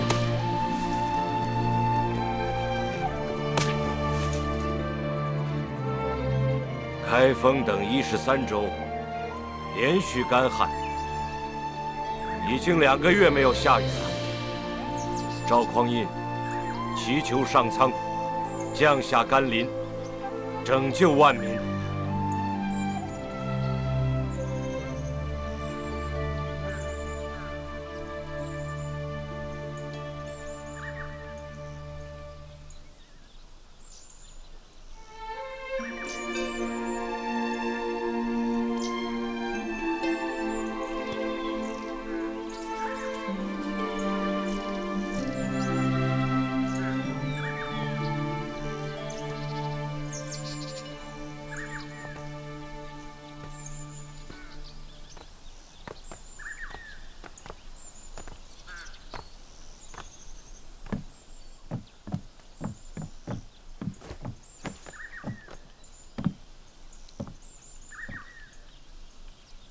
当年朕闯荡天下，见过无数流离失所的百姓，食不果腹，衣不蔽体，有的竟不得不吃死人之肉。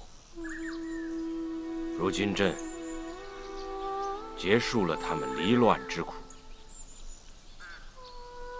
却还没有使他们富足起来。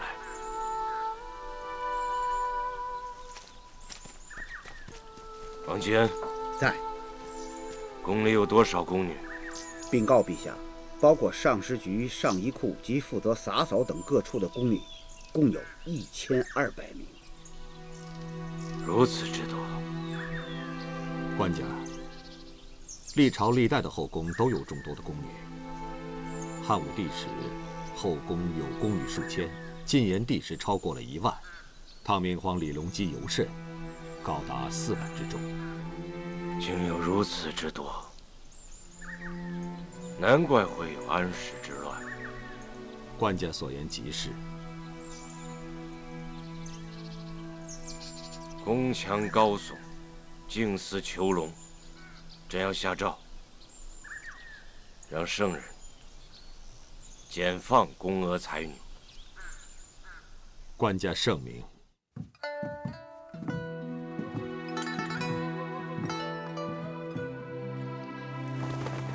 拜见圣人。你们都是前朝入宫的，年纪都不小了，该嫁人了。圣上下诏，才放宫娥，只要愿意回家的，现在就可以说。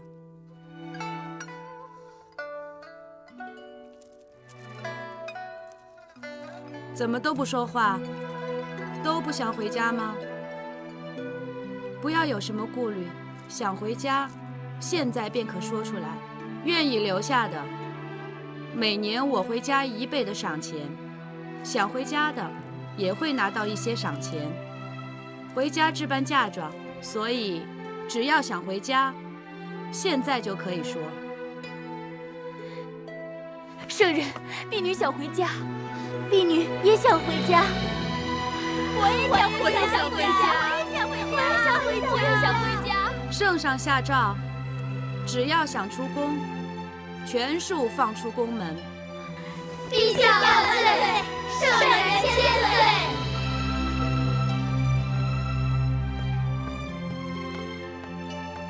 岁！圣人，请用茶。这些走了的人，可能做梦都没有想到，今天可以如愿以偿。圣人还赏了他们500贯钱，他们个个都哭得跟泪人似的。凤娇，来，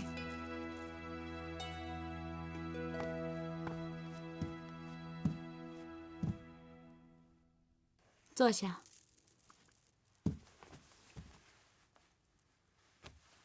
别的人我都是问愿不愿意走，你可不一样。婢女不走。你今年都23岁了吧？不想嫁人吗？我可不能白白耽误你的青春。带上1000贯钱，回家去吧。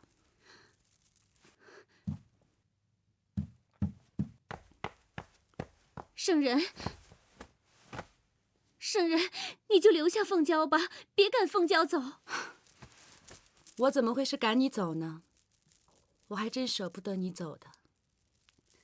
可是，圣人，既然你觉得凤娇还能服侍你，那就请把凤娇留在你身边吧。你这孩子，我这都是为了你好。圣人，我第一次见你的时候，就跟你说过，凤娇的父母已经双亡了。凤娇哪还有家呀？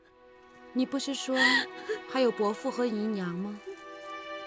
是有，可是他们不会把凤娇当女儿待。在这个世界上，唯一能善待凤娇的，就是圣人你了。所以圣人，你就留下婢女吧。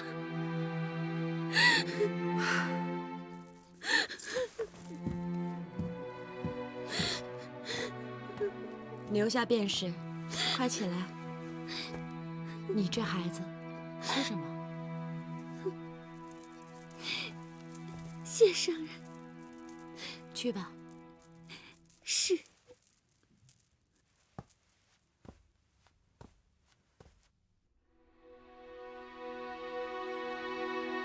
以前的官家都有3宫6院72嫔妃，官家怎会永远只有一个女人？我也喜欢官家，我什么时候才能成为官家的女人，为父亲报仇雪恨呢？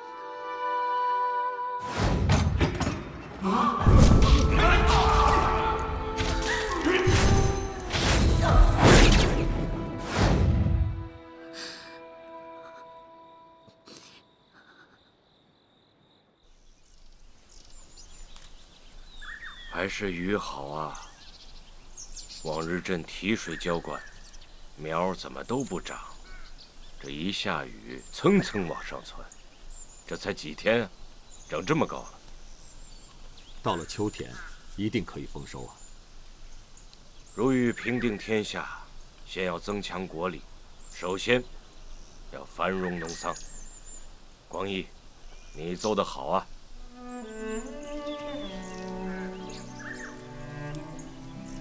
没有想到朕戎马半生，现在还成了种田人了。光义在，你不是说你也要种地吗？是。臣在城外，就是皇家围场鼓吹台的附近，开垦了一片荒地，种了些高粱、大豆什么的。可是因为远离水源，没有办法像官家这样淡水浇灌，前一阵子差点就干死了。幸亏这场大雨，顿时就缓过来了。天下种田人，此刻都在说一个好字吧。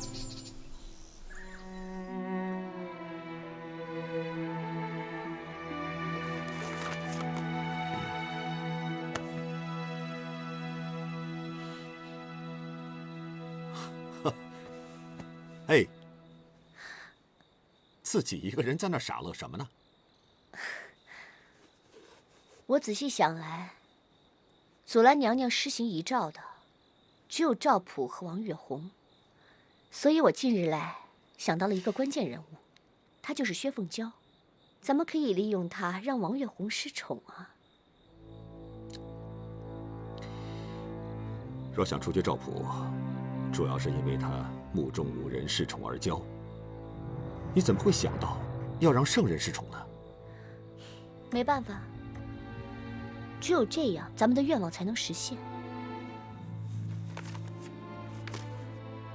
你放心吧，官人。王继恩有知恩报恩的秉性，他会抓紧时间，利用一切机会接近薛凤娇的。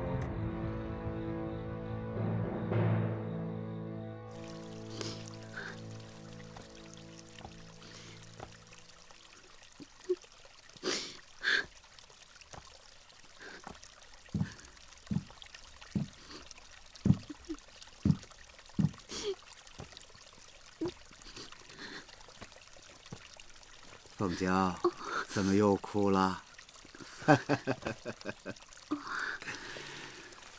凤娇啊，王大官，不瞒你说，我刚进宫的时候，也是偷偷的哭了好多次啊。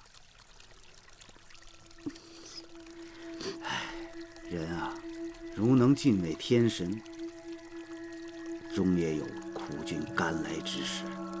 比如你凤娇，后运呢，一定不同寻常。你生得美丽、聪明，圣人和陛下都喜欢你。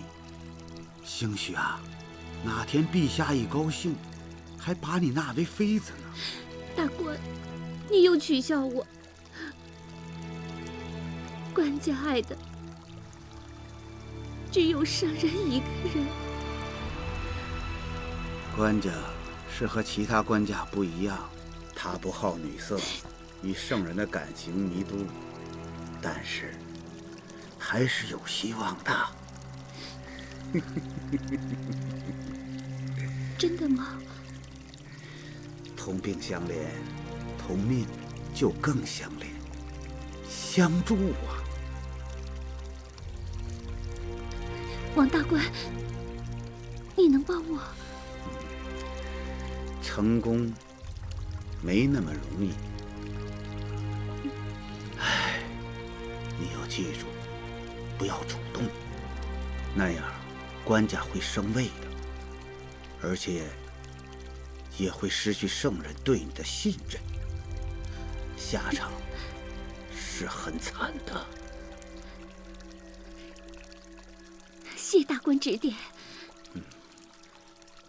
我会尽力的。其实王大官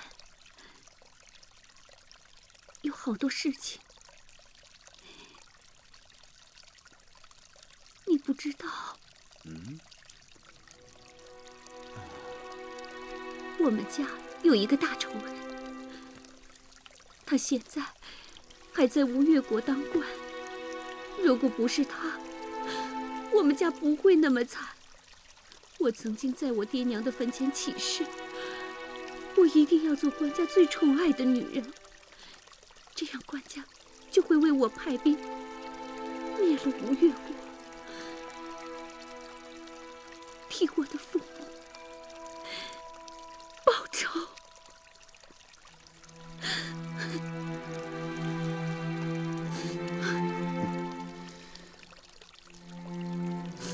天已晚了，还是回房休息吧。啊。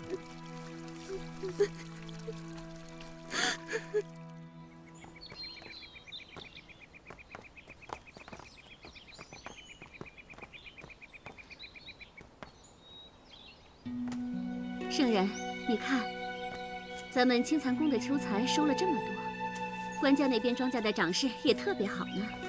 前几日官家说，要让各地节度使还有大臣们都到他的官价殿前去看他的庄稼，还要让大臣们的家眷到我这儿来看看。我回奏说，我们初学养蚕，经验上远远不足，还是等明年开春再让他们进宫来观看，这样才能真正起到倡导的作用。还是圣人想得周全。官家种地，圣人养蚕，还颇有一些百姓之家夫唱妇随的味道呢。官家跟我本来就是普通夫妻啊，我们也不是生下来就住在皇宫里。圣人，恕婢女要顶撞你了。官家乃是天子，那圣人你一定也是天上派下来的。以前过的那些苦日子，不过就是天将降大任于斯人也。婢女也读过一些书，可从来没见过哪位像官家和圣人您这样感情至深的呢。官家与历代君王相比，于公闹之中大有不同。圣人，可试想历代君王，有哪个不是妃嫔成群的？而只有咱们官家，对圣人您才是情有独钟呢。而且官家每天要为国家大事那么劳累，还要去为娘娘守丧，在这个时候还能想到娘娘，这多让人感动啊！婢女忽然间想起了，在服侍前朝圣人的时候，周世宗就连在病时都是嫔妃无数。当时就连太医都格外奏请了周世宗，请他一定要圣功独处，颐养真神。可周世宗并未采纳。我想，还是咱们官家对圣人的情有独钟，才真是让旁人感动了。可他毕竟是圣上。凤娇，你觉得我老了吗？圣人，你说什么呢？你一点都不老，看起来比凤娇还年轻呢。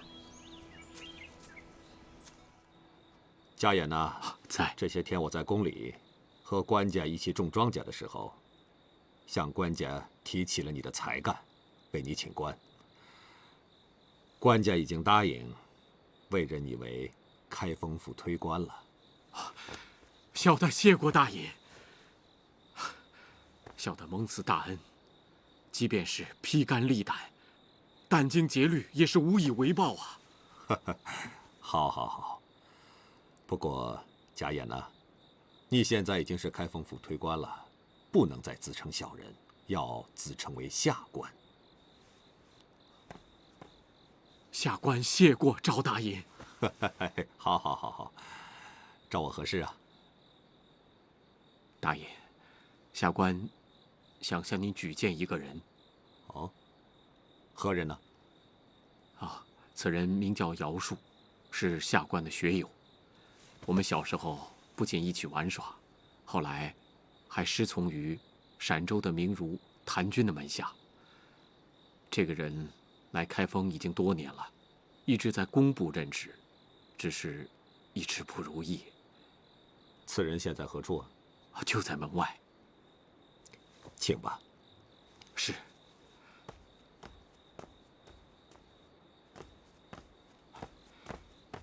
快见过赵大爷。小的姚树拜见赵大爷。免礼。我听贾演说，你们自幼同窗，且颇具才干。你在工部任何职啊？禀告大爷，昨天由于直言得罪了郎官，然后受其责骂，便愤而告辞了。哦，那你在工部的时候，都经办过哪方面的事务啊？多在制作、营缮方面。营缮？那你觉得，如今的汴京可有待见之处啊？不但有，而且颇多。说说。小的认为，京城便需要大加修缮。皇城啊，官家崇尚节俭，弃全国用钱的地方颇多，他不会同意的。昨天小的到开封府四下转了转，也听贾演兄说了府内的情况，觉得开封府应当重建。皇城和开封府乃天子处理军政要务之地，其规模自有定数。若仍如眼下这般简陋，不足以震慑天下。姚叔所言极是，开封府城破败不堪，确应该重建。姚叔啊，既然你已经离开了工部，且又是贾演举荐了你，那你就到我的开封府来吧。谢大尹，谢大尹收留。哎，暂且你和贾演一起筹办重建开封府之事吧。是，领命。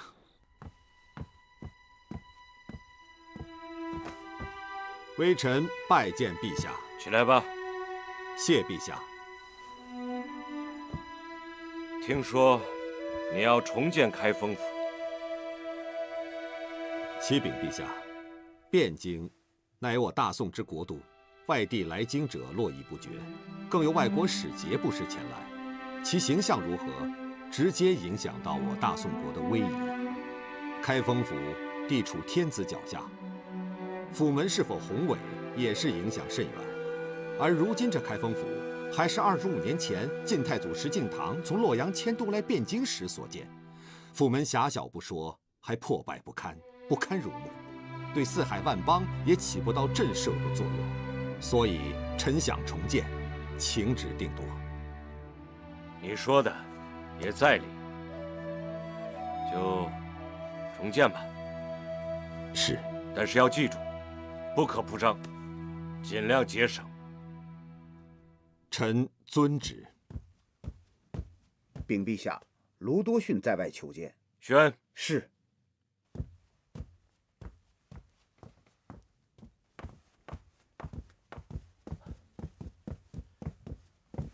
臣拜见陛下。起来吧。谢陛下。什么事？此乃武平的表彰，恭请预览。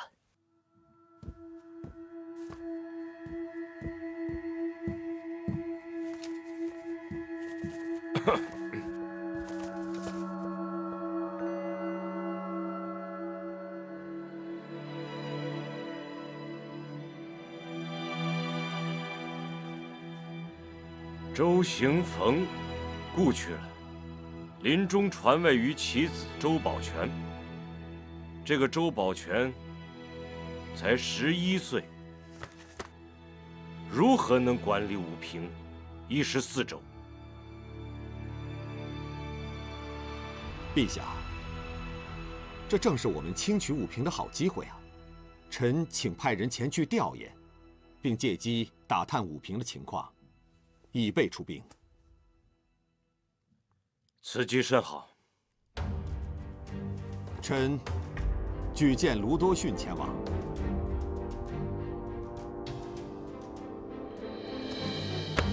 也好，卢学士，你便拟旨，暂且续封周保全为武平节度使，明日就带诏前往朗州，仔细查其军政之情，公正决策。臣遵旨。回来的时候，顺便再看看南平的现状。是。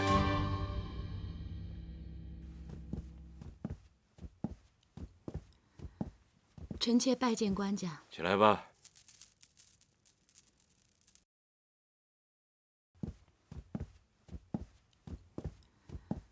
臣妾拜见官家。起来吧。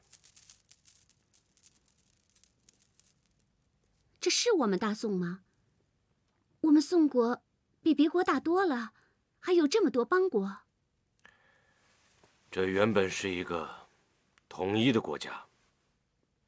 唐朝后期4分5裂，成都原是蜀国国都，由王建所建立。22年后被唐国所灭。8年之后，也就是29年前，孟知祥又在这儿建立了蜀国。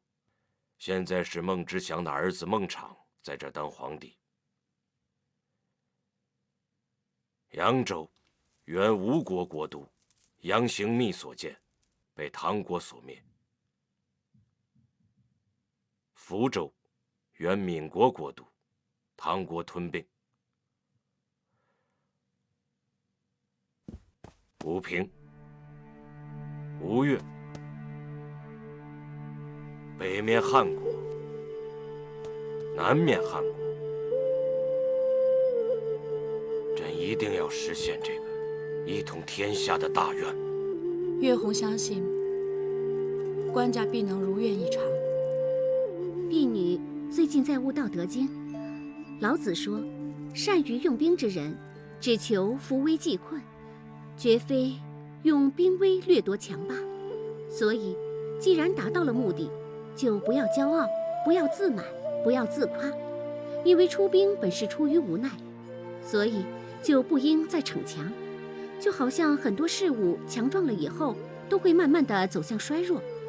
如果不懂得这个道理，则违反了自然规律，最终便会走向灭亡。官家，圣人，不知婢女说的对吗？没有想到他也会解读《道德经》。好了，时候不早了，都下去吧。是。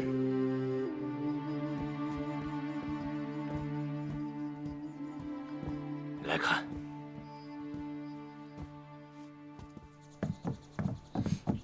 王大官，我说的好吗？好。我说的是刚刚我解读的《道德经》。还好。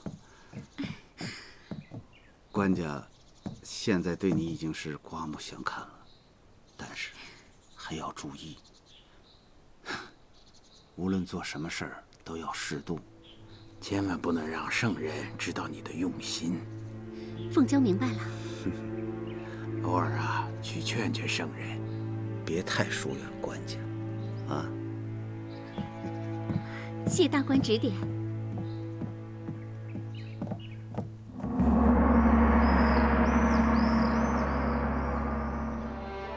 而今可是天下未静，周边列国动荡，战乱迭起，百姓度日如年，朕心很不安。以往朕已昭告天下，将以文治国，以仁治国，但治国如育人，无德不立。现在朕要再加一条，以德治天下。陛下圣明。建国之初，定年号建隆，今年起得改年号。大伙儿说说，有什么想法吗？陛下，臣以为陛下要以德治天下，而陛下胸怀天下，爱民如子，德行乾坤。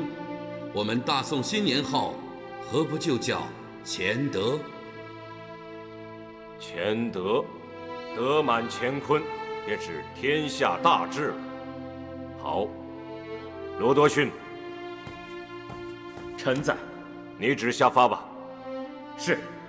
还有一桩重要的事，前几日，新任武平节度使周保全上奏，由于其属下衡州刺史张文表起兵反叛，请求朝廷出兵相助，朕决定发兵前去。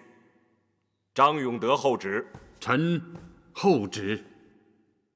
朕任命你为湖南道行营前军都部署，后天一早率军5万，火速南进，救援周保全。臣领旨。朕要给南平节度使高继冲下发一道诏书，要他借道于我，不得拒绝。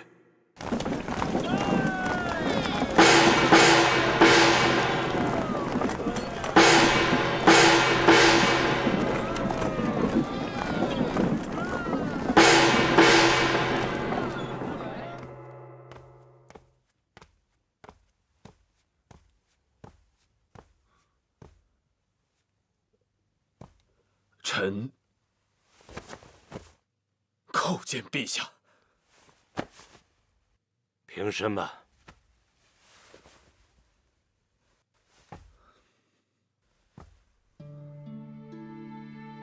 郑恩，自朕派你去驻守契丹边境，到今日有多少日子了？4年5个月零17天。看看来您舍不得开封啊。舍得，就等陛下下号令。算了，你这个农家子弟，到今日也没有学会说违心的话。知道朕为什么叫你回来吗？微臣不知。既然你舍不得开封，这次回来就别走了。可是，不是说开封的旧将都不能再领兵了吗？平定天下需要精兵良将，不能青黄不接。朕决定让你去禁军练兵，一来练就一批铁打的子弟兵，二来在朕的左右，为朕添上虎翼。是，陛下。郑恩，你受委屈了。朕实在是为了避嫌，才委屈了你们这帮兄弟和开国的功臣。朕闲暇的时候，感觉很冷清。冷清啊！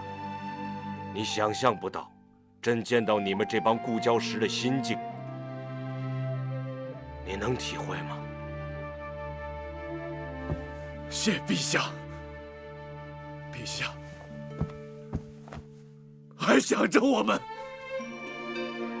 行了，回去好好歇息，啊！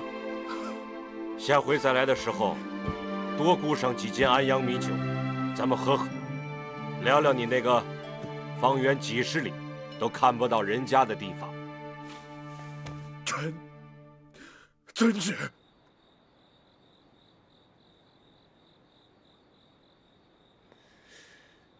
郑恩回来，恐怕对大爷来说并非善事啊。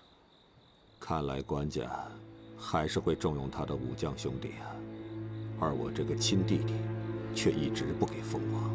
是啊，官家不肯给大尹封王，却对他的那些结义兄弟委以重任，使他们的势力越来越大，盘根错节。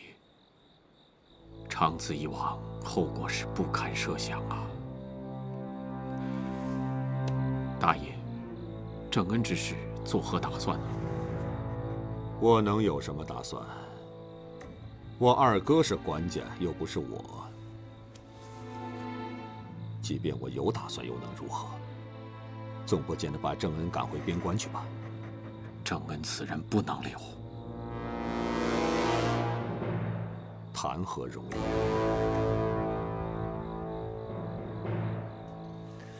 大爷，我二人有一计，既可除去郑恩，也可一石二鸟。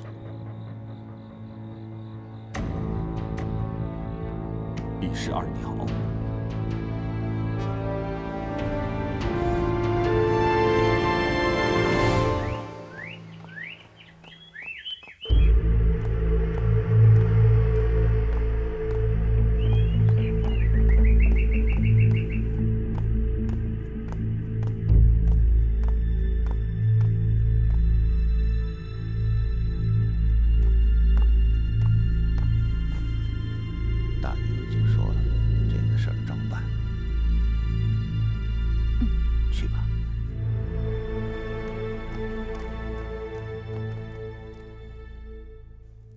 圣人，你还要亲自给官家缝衣服啊？这本来就是我的活计啊。这怎么该是您的活计？这本来是我们下人的本分啊。圣人，要不然你交给凤娇，让凤娇来做。凤娇，你说说，我跟官家是什么关系？官家是皇帝，你是皇后。还有呢？官家是夫，你是妻，结发夫妻，患难夫妻。所以呀，丈夫的衣服破了，妻子帮他补补，有什么大惊小怪的？这天底下的丈夫不都是穿着妻子缝的衣服、纳的鞋子，这样妻子也才觉得最踏实啊。官家跟圣人的感情真是羡煞旁人。自小就以玉佩定情，历经了那么多坎坷，又走到了一起。现在本该是享受荣华富贵的时候，可圣人和官家还能去体会百姓的琴瑟调和，本就是平平常常的过日子嘛。这可不平常。圣人，您知道吗？前夜，官家改完奏折以后，他过来看你，看你已经睡着了，都没舍得把你叫醒，还亲自给你掖了被子，吹了灯。在官家的心里，圣人啊，你可是全部啊！自古的帝王将相，哪有像官家那样的，只对一个人那么用情？官家好像干什么都有那么一股孤注一掷的劲头。是，要是官家能这么宠爱我就好了。郑恩何在？臣在。怎么跑到那儿去了？臣并没有建立什么功勋，实在不敢与诸位大人相提并论，愿意做默契。来啊，在。把郑恩的席挪到光义之侧。是。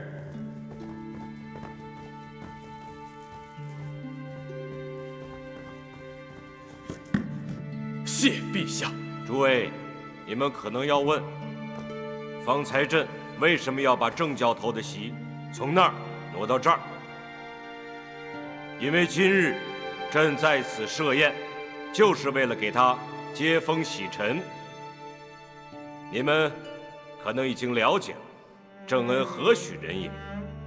没错，他就是朕的结义兄弟，被朕派到边关4年有余。按理说，朕应该让郑恩韬晦些，举贤避亲嘛。但朕登基之初，就是为了举贤避亲，这才让郑恩受了不少委屈。如今苦尽甘来，朕要给他证明，郑恩乃是朕最信赖的武官。诸位日后务必要与他例行商事，好好相待。来，郑恩，朕敬你。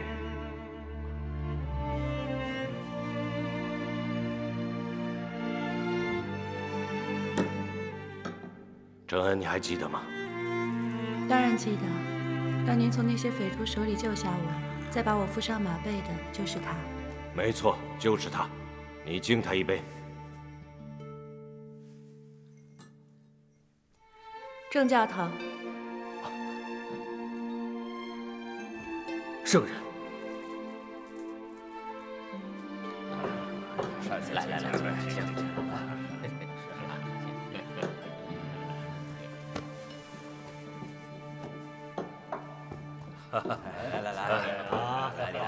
郑大人，哎，恭喜恭喜，多指教。恭喜郑大人，多指教。郑大人，恭喜啊！恭喜郑大人，恭喜恭喜啊！恭喜恭喜恭喜恭喜！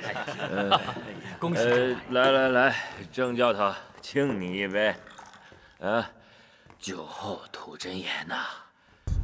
您是外臣，刚进京就在禁军带兵。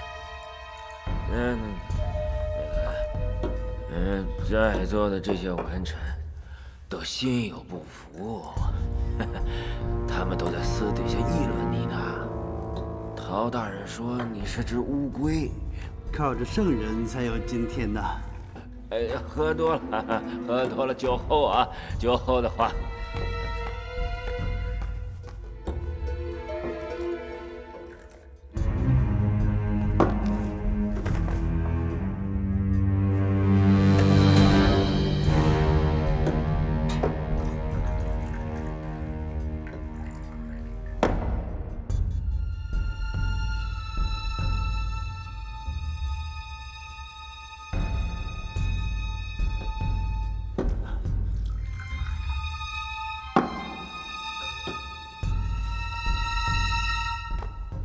郑恩，谢陛下为臣摆酒接风。来，大家都干了吧！干了，干了！来，请，来。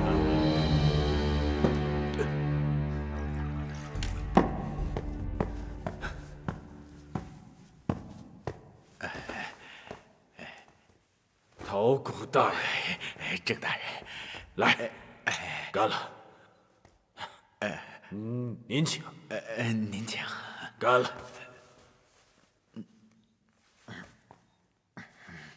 您觉得您配坐在这儿吗？您配吗？要是没有那封受禅的诏书，你根本就不会有今天。没有那个，你能坐在这儿吗？我看这些菜，你也就别吃了，别吃了。我郑恩是一个大老粗，斗殴大的字不认识。可是我不会背后议论别人，我堂堂正正、清清白白。来人呐！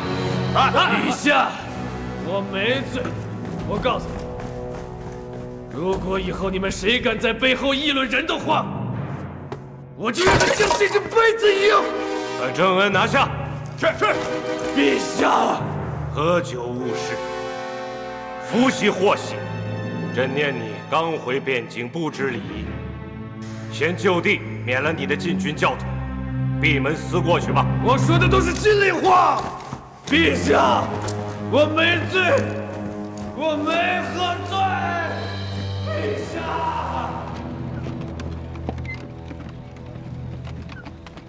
赵大人，我后悔啊，就是为了喝点酒。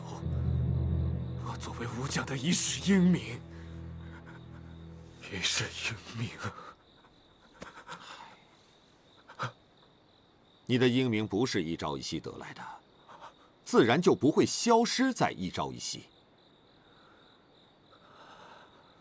你现在最重要的是要想办法挽回官家对你的信任。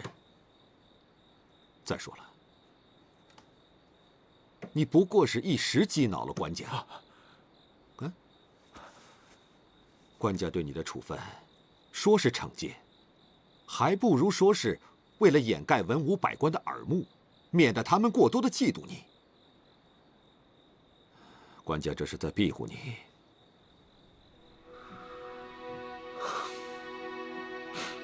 我宁愿让官家唾弃我。记得我刚回来的时候，那些天，官家见到我，他是多开心，多高兴。可是就是喝了这么一次酒，我酒后无德，把高高兴兴的事情搞得是一塌糊涂。你说你怎么就能够在宴席上摔杯大骂文官呢？他们怎么招惹于你了？我不知道。哼，你怎么会不知道呢？我真的是不知道啊！那天所有的事情我都不记得了，我隐隐约约我就记得我跟那些人骂了起来，然后我竟然还摔杯子了。我都不知道我为什么这么做。这事儿都怪我，我怎么喝完酒就变成这样了呢？算了，事已至此，就别想这么多了。你还是好好替自己图谋一个好的办法吧。我能有什么办法？哎，你去恳求恳求官家，说不定他就能够回心转意了呢。我没脸见他。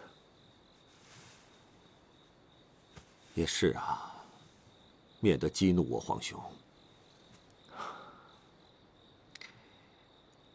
按理说，以你我之间的情谊，应该由我出面去劝谏皇兄。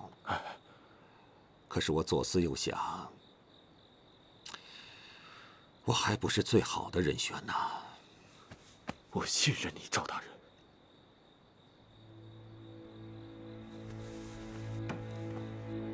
你真的信任我？信任。那我倒还真的有个主意，请说。我了解皇兄，他最信任的人是皇后。圣人。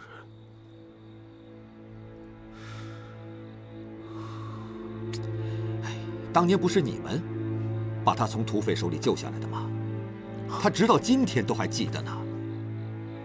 你只要把你刚才跟我说的话再去跟皇后说上一遍，好好的恳求恳求她，她一定能够帮你官复原职的。他是修道之人，性情仁慈体贴，你求他办事情，你要10分，他一定会帮你做足12分。这一阵子，你多多的去觐见他，多跟他聊聊过往。我相信，他一定可以帮你弥合你和官家之间的那道裂痕。你和官家的情谊会更加的加深。喂，坏事不就变好事了吗？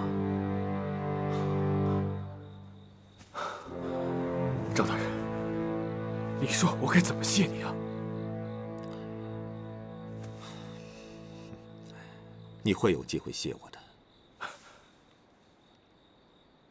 哎呦，可是我这种戴罪之人，怎么去见圣人呢？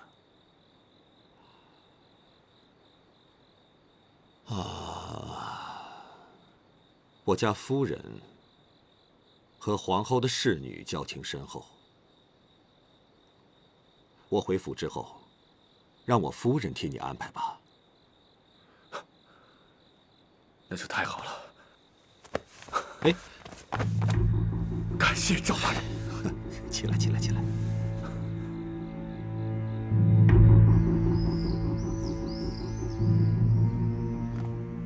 官人，你马上去崇元殿参见官家。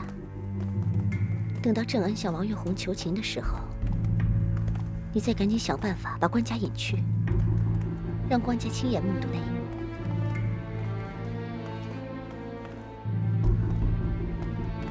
还有，你一定要抓紧时间，偏要等到恰巧之际，切莫前言。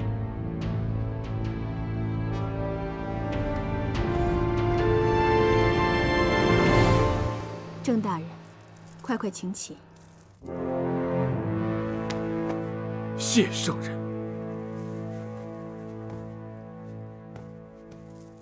放心吧，我会尽量向官家求情的。请圣人千万要处理。赵光义大人，因为跟郑恩大人有旧日情谊，所以赵光义大人为了这件事情也是焦急的不得了，而且还请芙蓉夫人到这边来说情。郑大人是我的救命恩人，与官家患难与共，又在边关受了多年委屈。官家除了表面上因为避嫌对你略施疏远以外，心里是不会真的和你见外的。圣人，要是这件事情只是避嫌的话，那就得需要些日子了。我想着，中间要是为了其他的事情，不让我官复原职的话，我真的就失去了在开封替皇上奔走的日子了。圣人，如今的朝中是人才济济，不再是当年了。我怕日子长了，别人顶了我的位置，那官家倒也会把我这个粗人给忘了的。我既许诺要帮一个人还他的恩义，就会帮到底。这些年，我的话，官家是能听进一些的。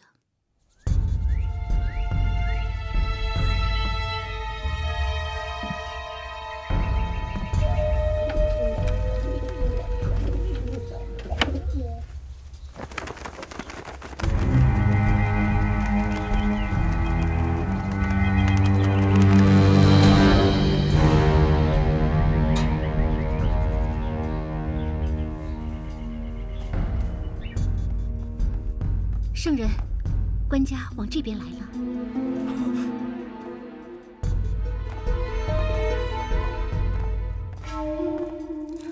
郑大人不必慌张，正好一起向官家求情。哦不，官家现在在气头上。这样，郑大人，你跟我到后面去躲一躲，遇到时机，我会把您从后面带走。陛下驾到！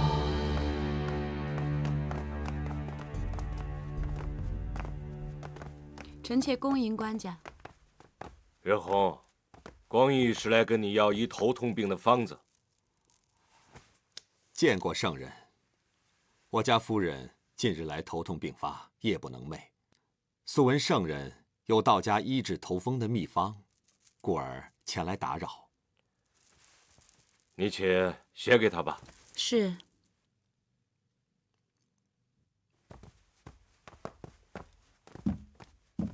哎，官家，你说什么？啊，我没说什么。那个是郑恩吗？恐怕不是吧。那刚刚过去的不是郑恩吗？恐怕是官家看错了吧。朕看是郑恩。光义，让芙蓉赶快试试。多谢圣人。臣告退。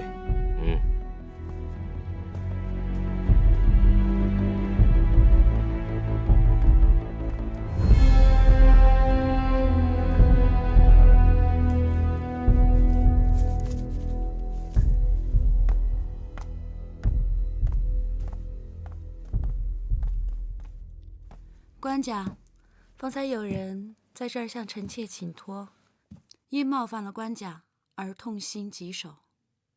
谁呀？喝酒误事的郑恩。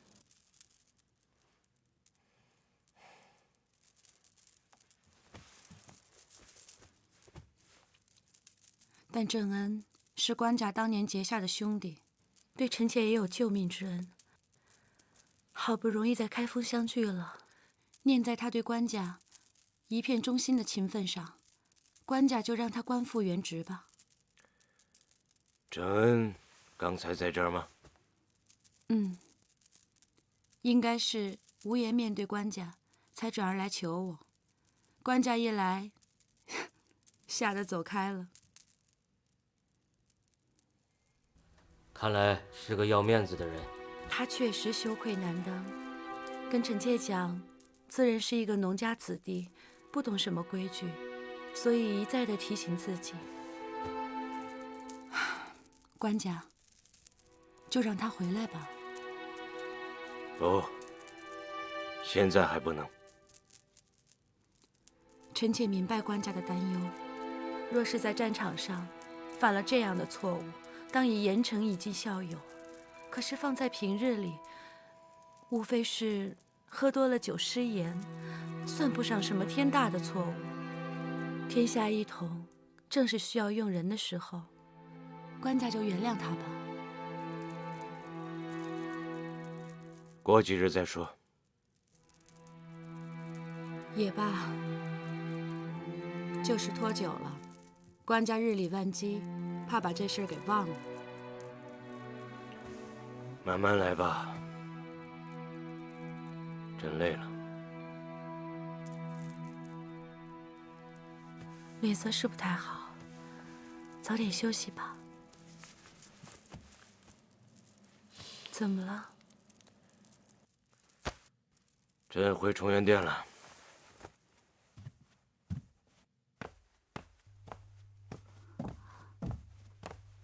官家。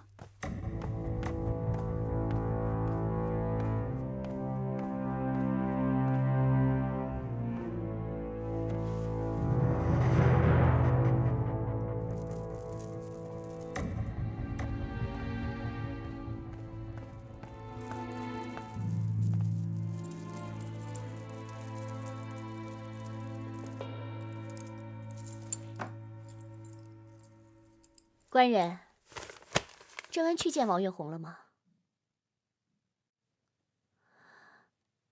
我跟你说话呢，郑恩到底有没有去啊？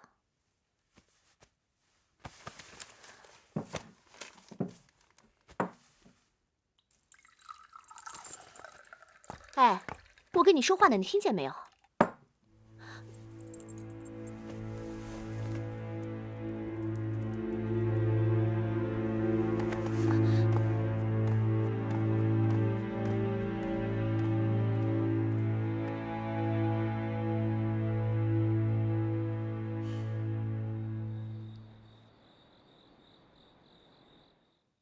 时辰不早了，圣人是不是也该早点歇息了？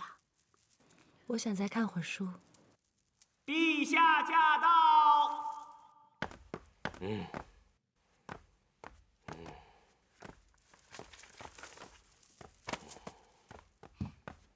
官家小心。不许扶，朕没有罪。官家，婢女不是那个意思。官家快坐下。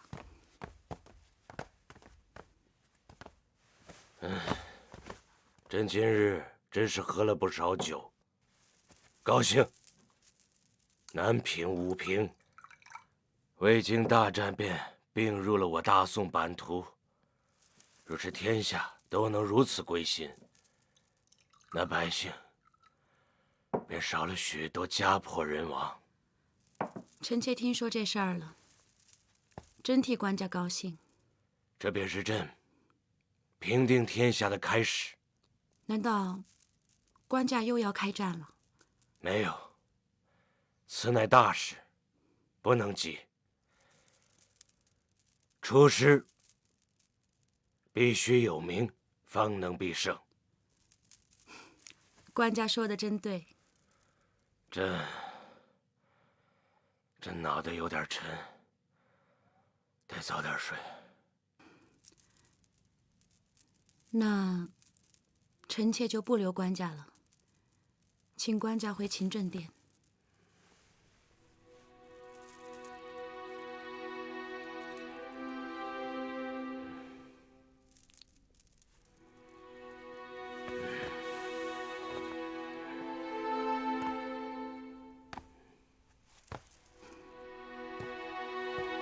臣妾恭送官家。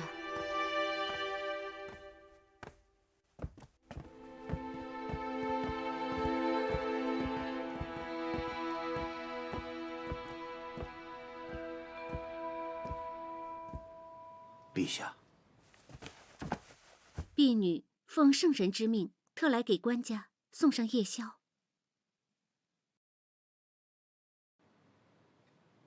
陛下，这是圣人的一点心意，您就吃点吧。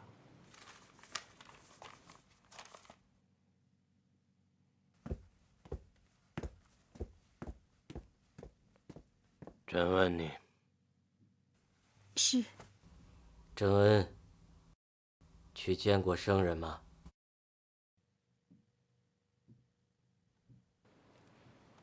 见过。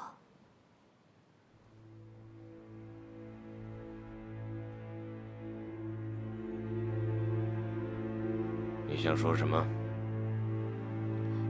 奴婢，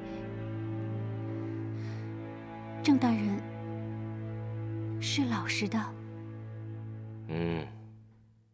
确实如此。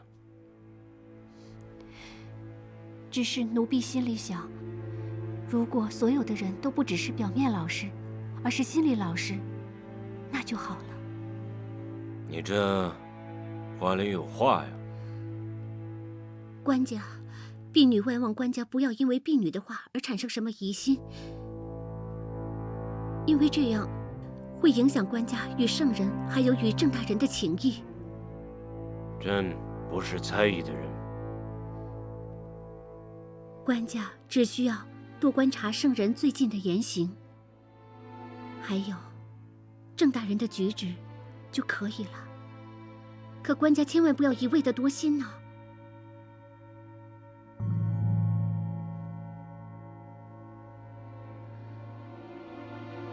官家肯定比婢女了解圣人的性情。圣人当年就是因为挚爱官家，所以才抛下道观清修，还俗，与官家成亲。这正说明圣人是个感情丰沛的人。只是圣人长久在宫中，这样一来，就好像是笼中之鸟，难免会产生忧虑，难免会怀念旧情。尤其官家也忙于朝政，无暇理会圣人的心思，所以圣人难免会对以前的人或事有所依恋，难免会情不自禁呐。这又如何？官家，这是圣人让我转交给郑大人的汗巾，说让郑大人见此汗巾，去面见圣人。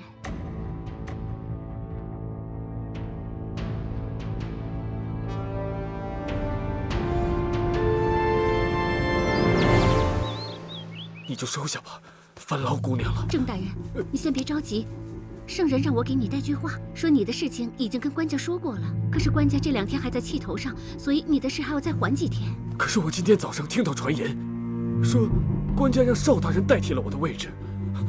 姑娘你就收下吧，烦劳您了，让我去见见圣人，让我再去求求他啊！郑大人万万使不得，这2天官家已经找我谈过话了，恐怕他已经看出什么端倪。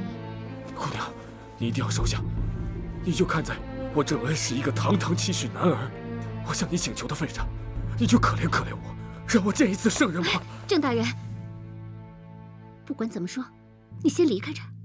那有劳姑娘了。是有劳圣人。站住！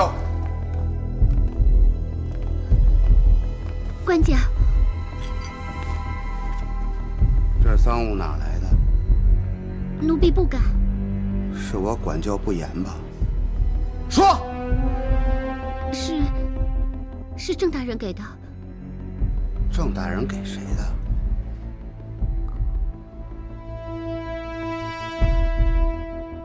给圣人的。给圣人的？千真万确？奴婢不敢撒谎。陛下，郑大人闯后宫，可是死罪呀！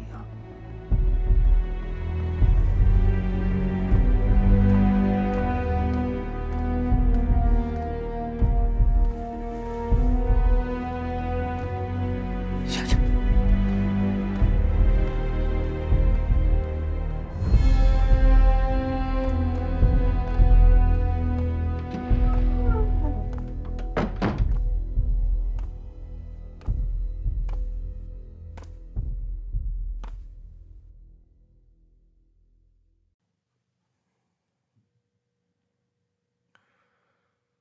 做什么呢？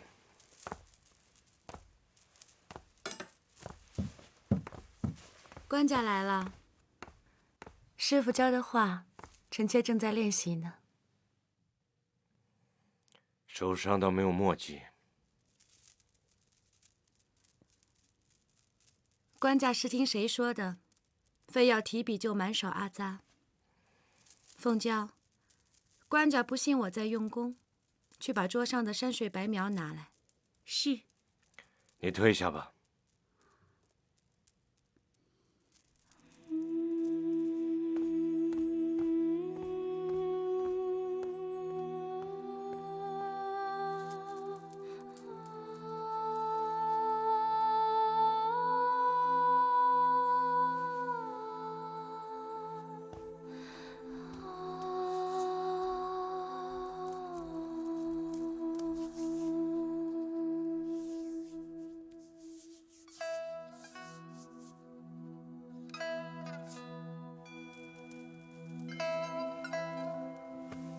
你的手还是这么软。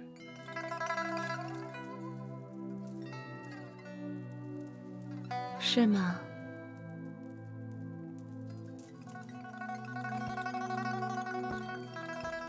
臣妾倒是觉得自己老了许多。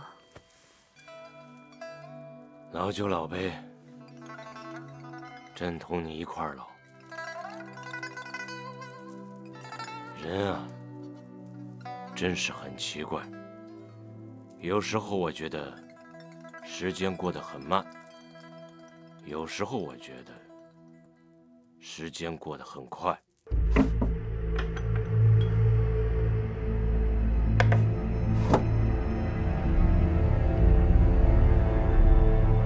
你的汗巾呢？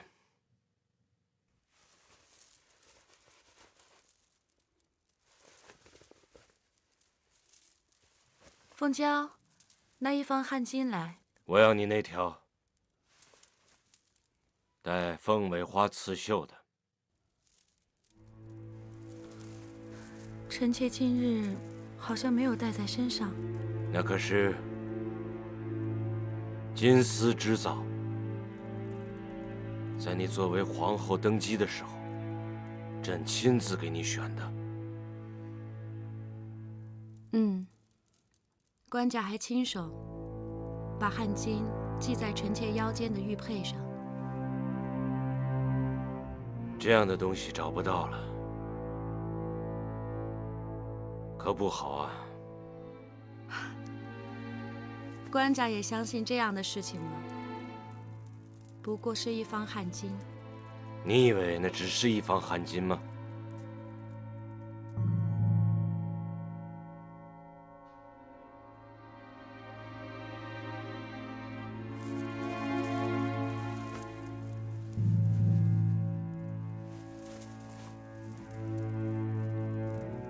对了，官家，前几日臣妾请求官家让郑恩官复原职，官家意下如何？汗巾呢？一定是把郑大人的事情忘了，抓着汗巾的事情不放，想搪塞过去。汗巾，官家，郑大人那日确实多喝了一点酒，官家就这么介怀吗？得饶人处且饶人，还是用清兵吧。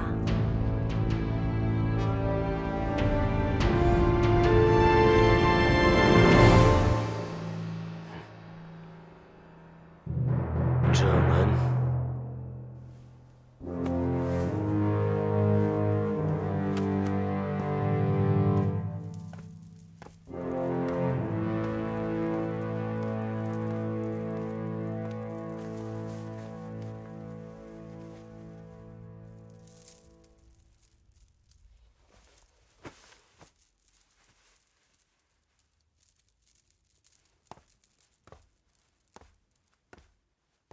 这不是圣人的汗巾吗？怎么会在官家手上？官家为何要藏我的汗巾？还执意让我拿出来？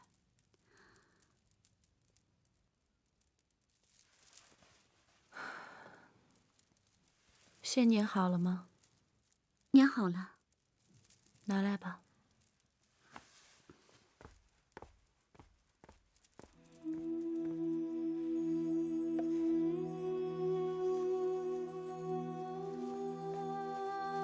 圣人，你就别再熬夜补袍了，要注意身体啊。官家又不差这一件穿。这袍子虽然是破旧了一些，但是穿久了的袍子绵软，官家总会想起来要穿的。总归是衣服是旧的好，人是新的好。人是新的好吗？要不然，官家怎么好几夜都没过来了？圣人，我看你是多虑了。官家对圣人的心，那是不会变的。我就是这件袍子。我想问问你，官家身边有什么新人吗？官家身边并无新人。官家不说，你们也一起跟着瞒着我。圣人，官家身边怎么会有新人呢？这天下哪里还有这么专情的皇帝呀？罢了，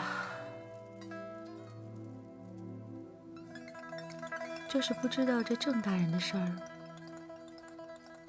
怎么这么难跟官家说通呢？不瞒圣人说，今天郑大人又来求告过我。他说官家已经指派了兵部的邵大人，顶了禁军教头的缺。圣人，郑大人看起来是真的没主意了。他甚至今天还贿赂了我一只手串，说让我无论如何都要替他哀告圣人一声，请圣人看在旧日的情谊上，再跟他商议一次。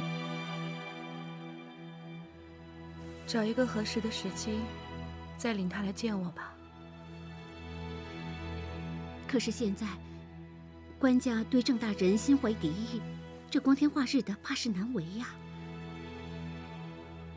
不然，就明日掌灯之时，我会以殿外的风灯作为标记。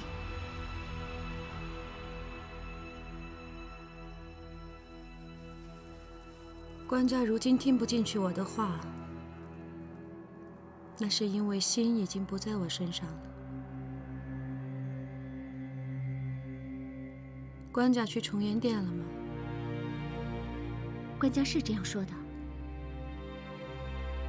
去帮我探看一下吧。圣人，你是想让我去看一看，官家身边有没有新人吧？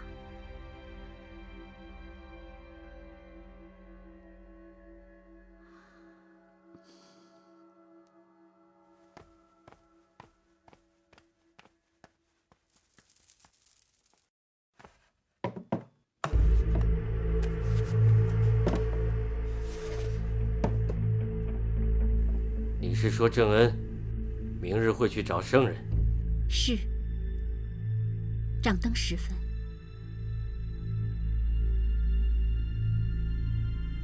你去吧。官家，婢女还要给你看一样东西。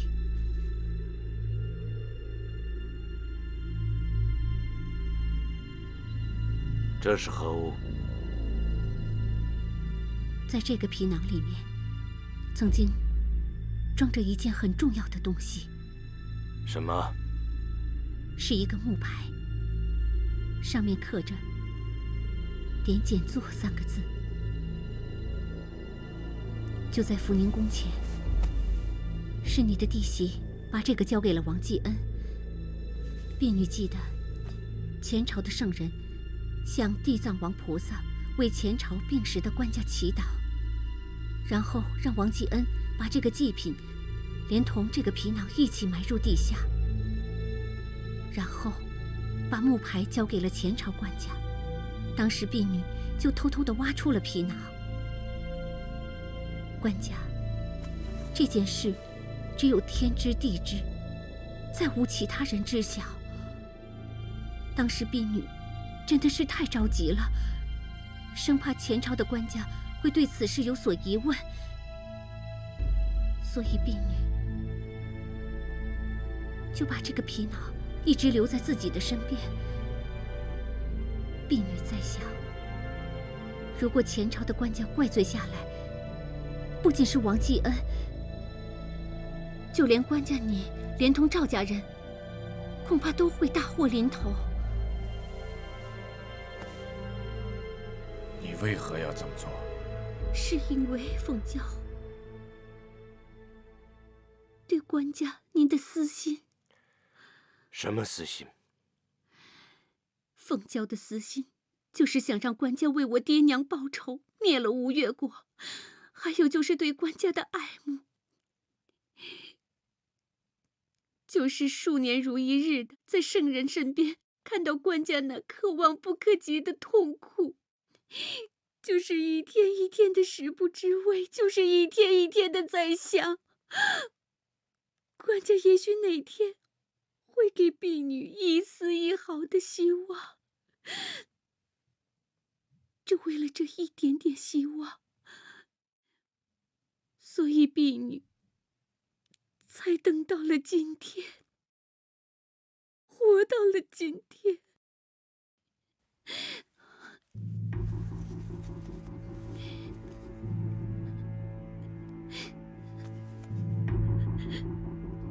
官家，这个木牌其实一直都在婢女的身边，婢女每天晚上都会去轻轻地擦拭的。当我看见他，就如同看见官家一样。不知什么时候起，这木牌倒成了我跟官家的一件信物。官家，我只有这么做，才会让你相信我这样一个卑微的婢女。官家，这世上不只有圣人一个人，而在这宫中，也不只是官家一个人呢。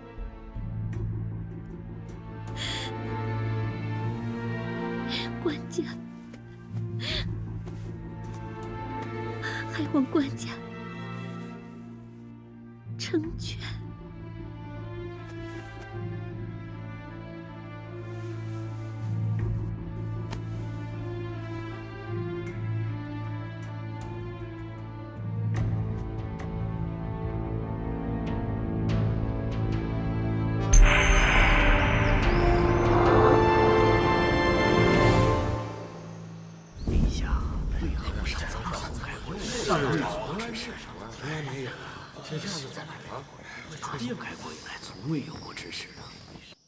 官家今日为何未上早朝？凤娇，凤娇，凤娇去哪儿了？凤娇她怎么了？说话呀！凤只在勤政殿侍寝。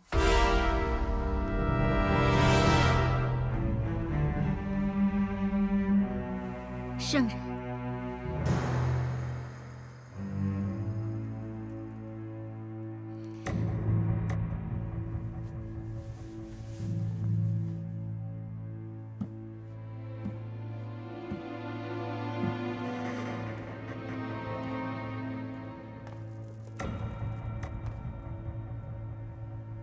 你干什么去了？圣人，昨天晚上，婢女去给官家送夜宵，可官家就把婢女留下了，婢女岂敢不从啊！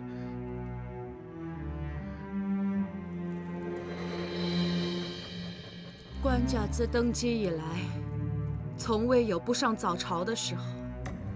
因为你今天废了早朝，薛凤娇，你知罪吗？婢女知错了，可官家未上早朝，确实是因为身体不适，真的跟婢女无关啊。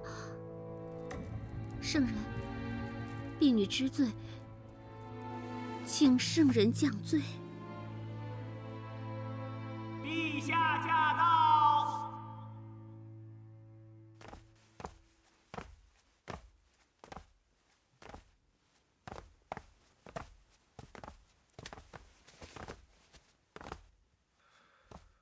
臣妾恭迎官家。听说官家身体不适，小病而已，不用担心。事情你已经知道了，你就另选个宫女随嫁吧。凤娇以后就在勤政殿当值。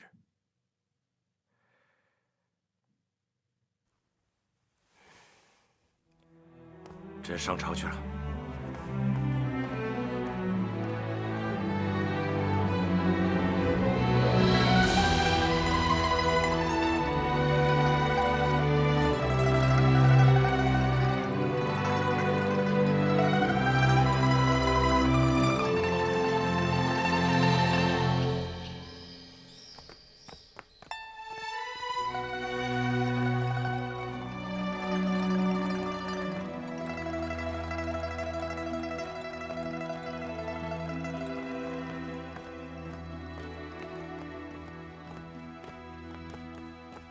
金娘拜见圣人。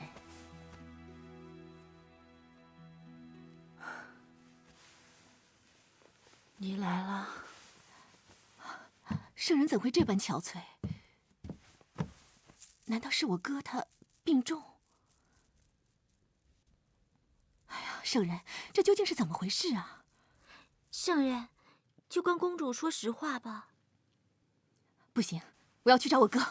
官家是被薛凤娇所迷。婉清，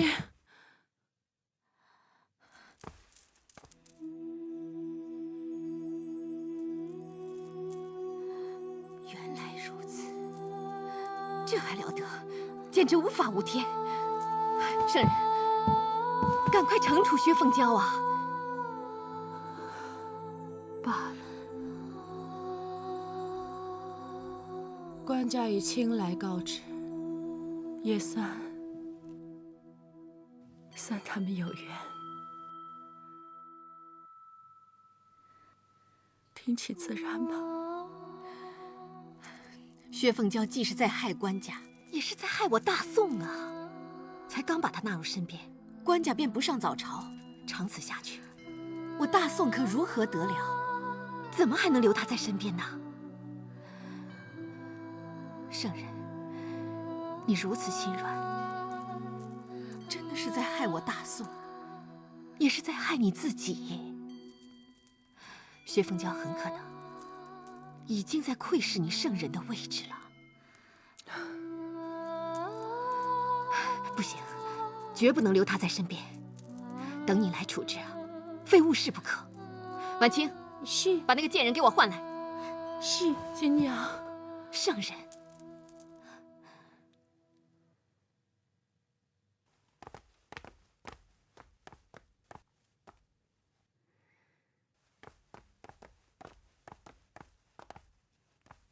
参见圣人，参见长公主。薛凤娇，你还不知罪？你应该跪着爬进来。这里是福宁宫，主子是圣人，公主怎么可以在后宫发号施令？长公主，我已经是官家的人了。你敢拿官家做挡箭牌？好，本公主今天就好好教训教训你。婉清，把她按着，跪下。是。快跪下！跪下！长公主，你可以在驸马府颐指气使，无权训斥后宫嫔妃。你什么时候被封为嫔妃了？我打你个妖姬误国！我打你个冒犯嫔妃！薛凤娇，跪下！圣人，定他死罪。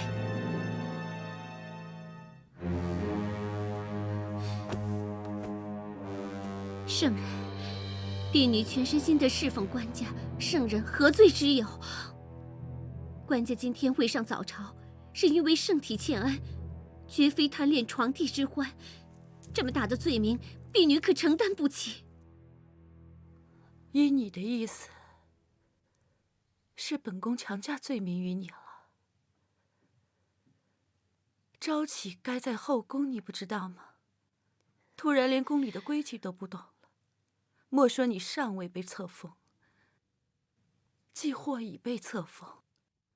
既或官家误了早朝，不是因你，凭你敢与本宫顶撞，本宫就能把你打入冷宫。圣人，婢女知错了，婢女知错了，请圣人饶恕，请圣人饶恕，婢女知错了，请圣人饶恕，婢女知错了，请圣人饶恕，请圣人饶恕，请圣人饶恕。认罪就饶了你，哪有这么便宜的事？圣人，把他打入冷宫。不要啊，圣人！婢女只是一个小小的宫女，一个没爹没娘的可怜的孩子。圣人，请饶了婢女吧。今天早晨，官家未上早朝，真的是因为身体暴病，所以才将朝会推迟到午后进行。扯谎！我哥绝不会因为小病而不上早朝，定是你百般勾引所致。公主，公主，你不相信我说的话没关系，我们现在可以一起去问官家。圣人，是婢女愚蠢，是婢女无知，只想到让官家开心，没有考虑其他的。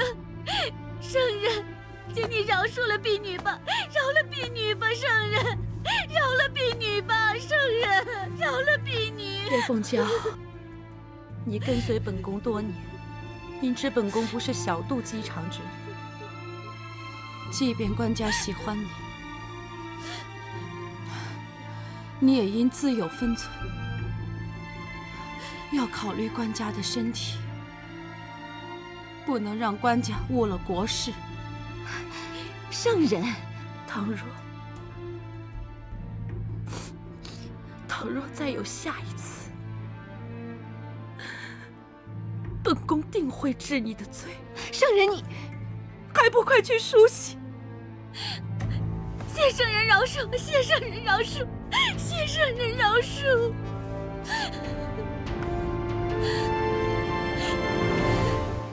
谢圣人饶恕。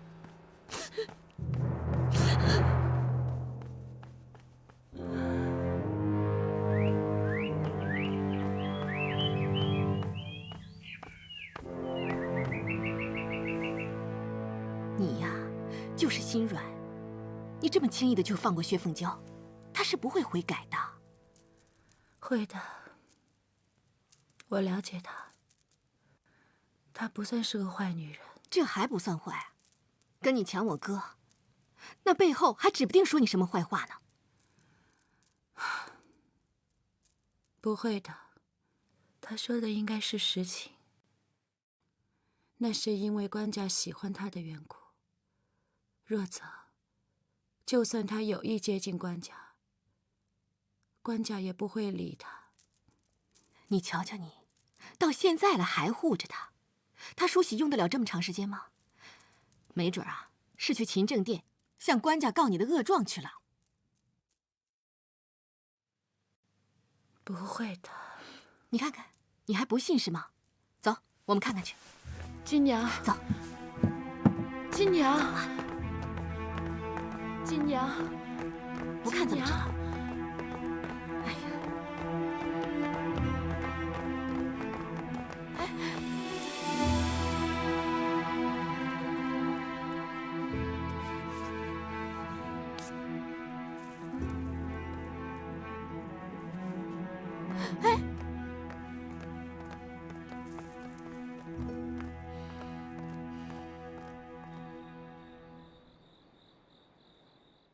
圣人，我是再次恳求的，如果官家觉得我罪大恶极的话，那也请官家给我一个明断啊！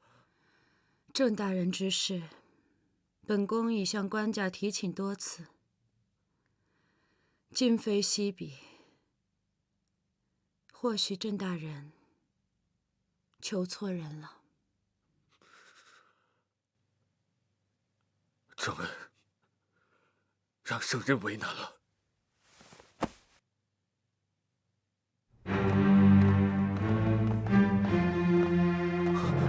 官家，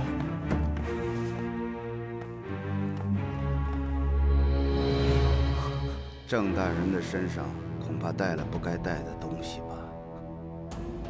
你是说我要行刺吗？那我可就要搜了。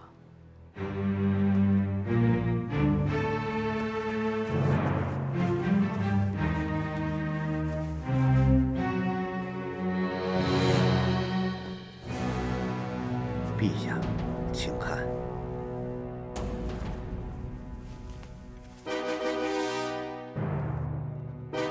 官家，郑大人，这玉佩为何在你身上？我也不知道啊。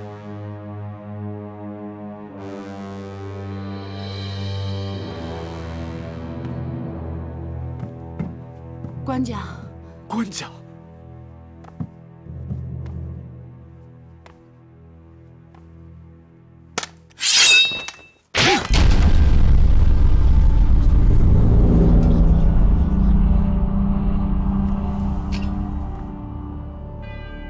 官家，你怎么了？你这个淫妇！淫妇？难道官家认为臣妾和郑恩有染？这么多年，我王月红在官家心里是这种女人。玉佩为何在郑恩手里？为什么？玉佩，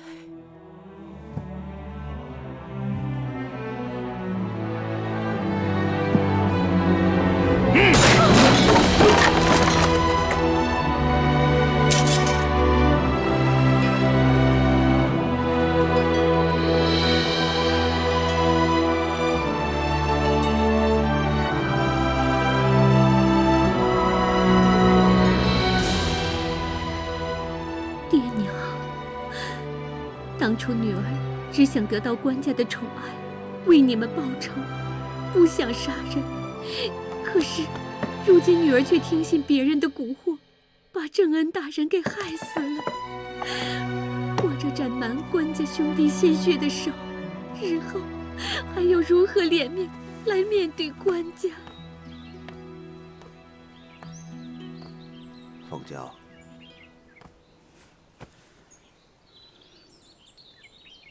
凤娇，木牌呢？烧了。烧了。你可知道，那是陛下的护身木牌，是咱们捏着当朝陛下最有力的证据啊！赵光义赵大人是多么需要这块木牌，这将是当年参与内幕之人的免死金牌。王大官，不论那块木牌对于你们来说是什么意义，有多么重要，现在对于我来说，已经不重要了。我为了帮助你们在官家和圣人之间挑拨离间，想要取而代之，那绝非凤娇贪恋荣华富贵。我记得我跟大官说过，我是为了报仇。这除了报仇以外，还为一个人。到底为谁？官家。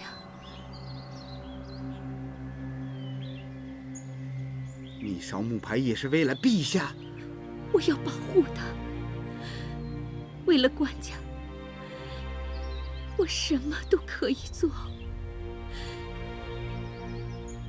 虽然圣人现在已经遭到贬斥，可官家对我依旧是冷冷冰冰，毫无心意。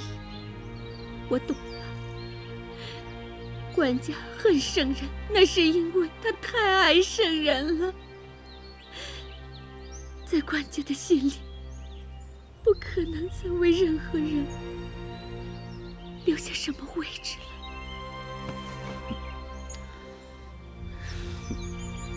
薛凤娇，你这个贱人，你太蠢了！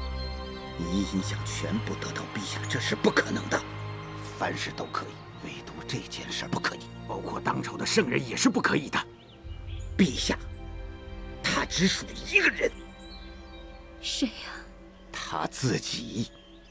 古往今来，所有的帝王都属于他们自己。那么，王大官，你来告诉我，我还能怎么办？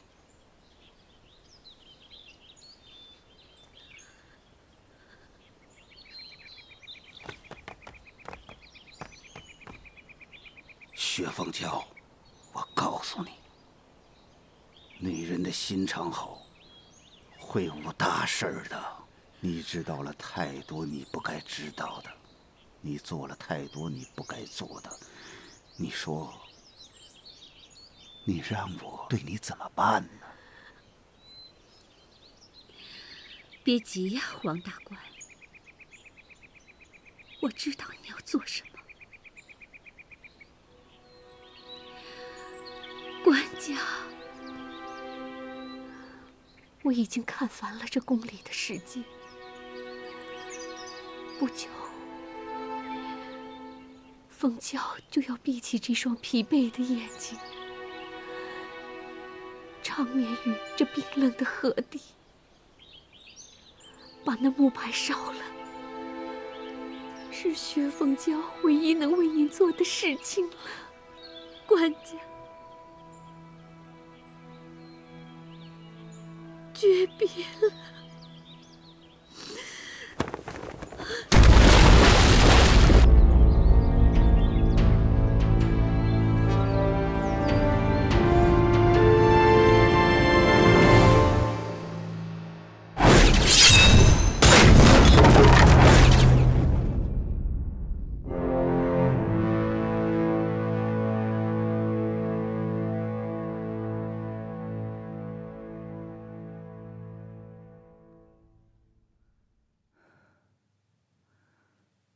婉切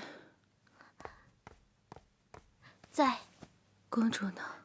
回禀圣人，公主见圣人睡着了，告辞回府去了。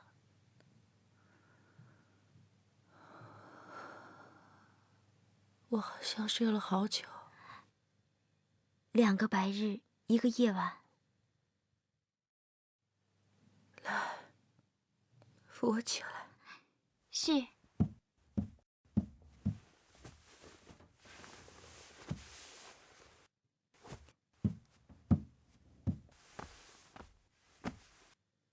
汤药御药房已经煎好送来了，还有些烫。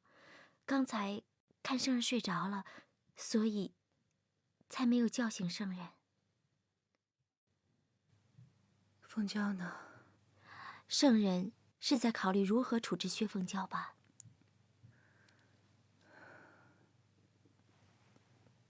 凤娇年轻单纯，况且无常也不全是她的原因。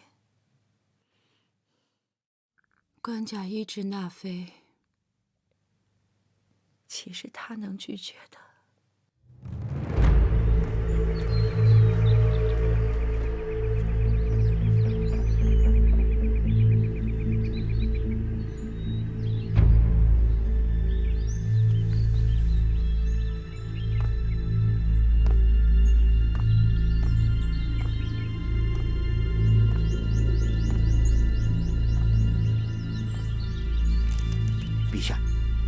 什么？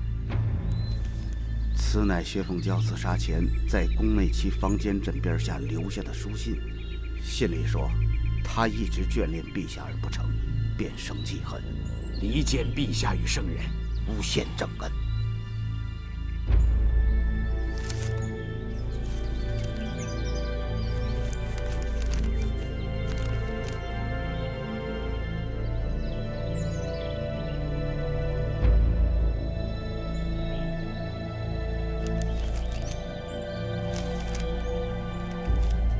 烧了吧。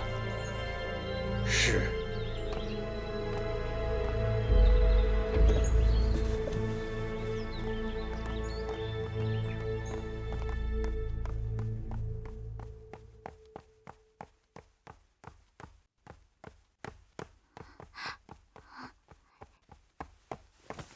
启奏圣人。何事如此惊慌？听王大官说，薛凤娇她失足掉进了浴池。她怎么样了？淹死了。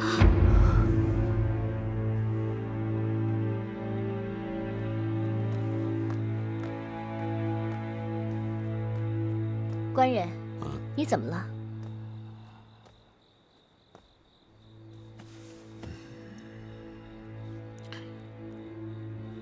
自从郑恩死，圣人失宠之后，官家一直在让刘文叟彻查此事。看来官家还是不甘心呐。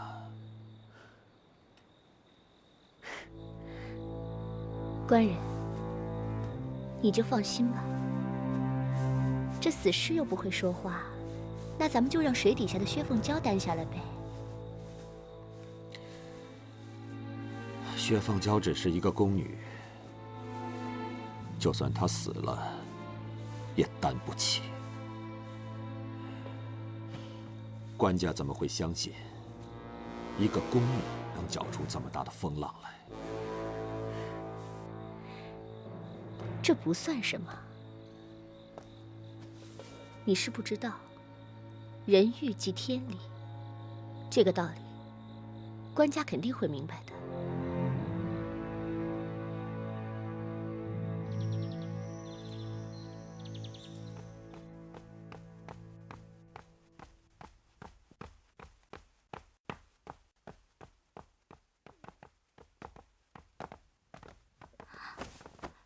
官家，你不是圣人身边那个叫婉清的吗？是圣人身边的婉清。你在这儿做什么？给官家送了一件旧袍，什么旧袍？是圣人补了好久，那件官家穿了10几年的。哦，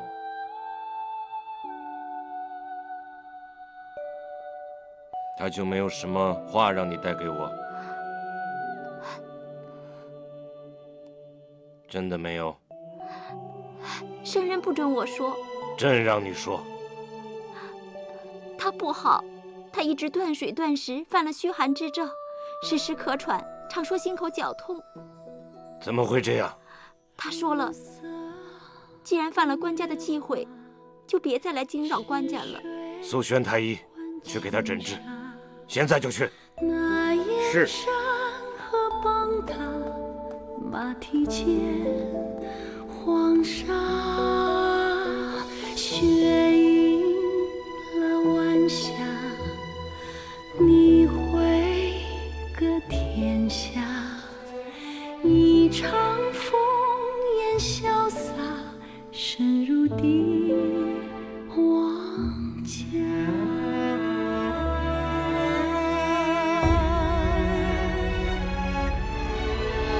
我用此生作画，将命书印下，伴你登高和挂，说盛世繁华。圣人，官家派来御医调治您的病。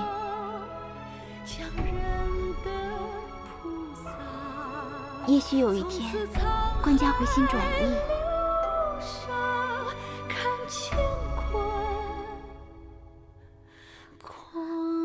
谁来了？我去看看。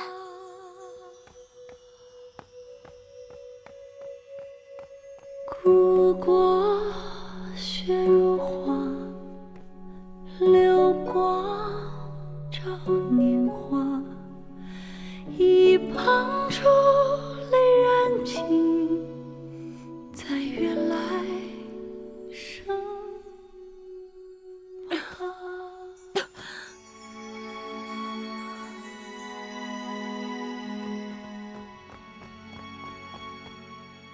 今日官家殿前的庄稼收割了，收成比去年好。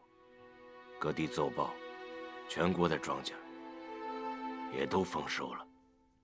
明年朕还种地，你还养蚕，好吗？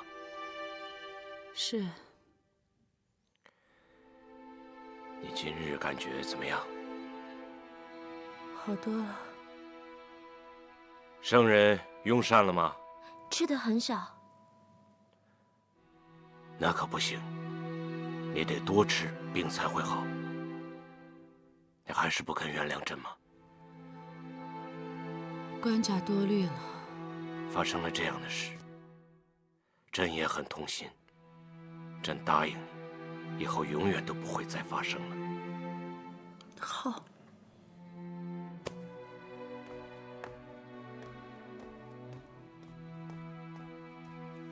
朕知道，薛凤娇的死让你很难受。看了这个木牌，你就会明白，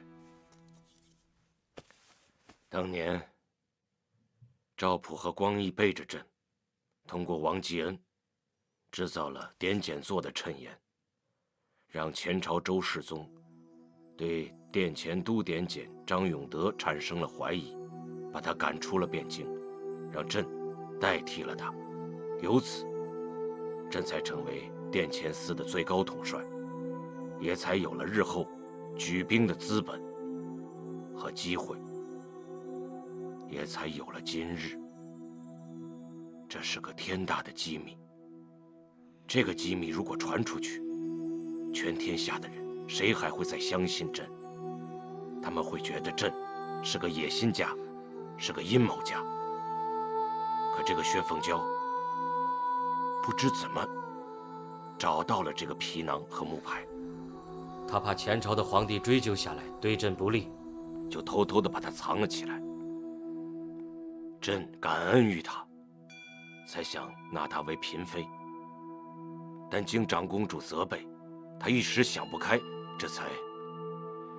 她是死得很冤枉，但若这个机密传了出去，必然会引起前朝旧臣的反叛之心，大宋将永无宁日，百姓将重回战火。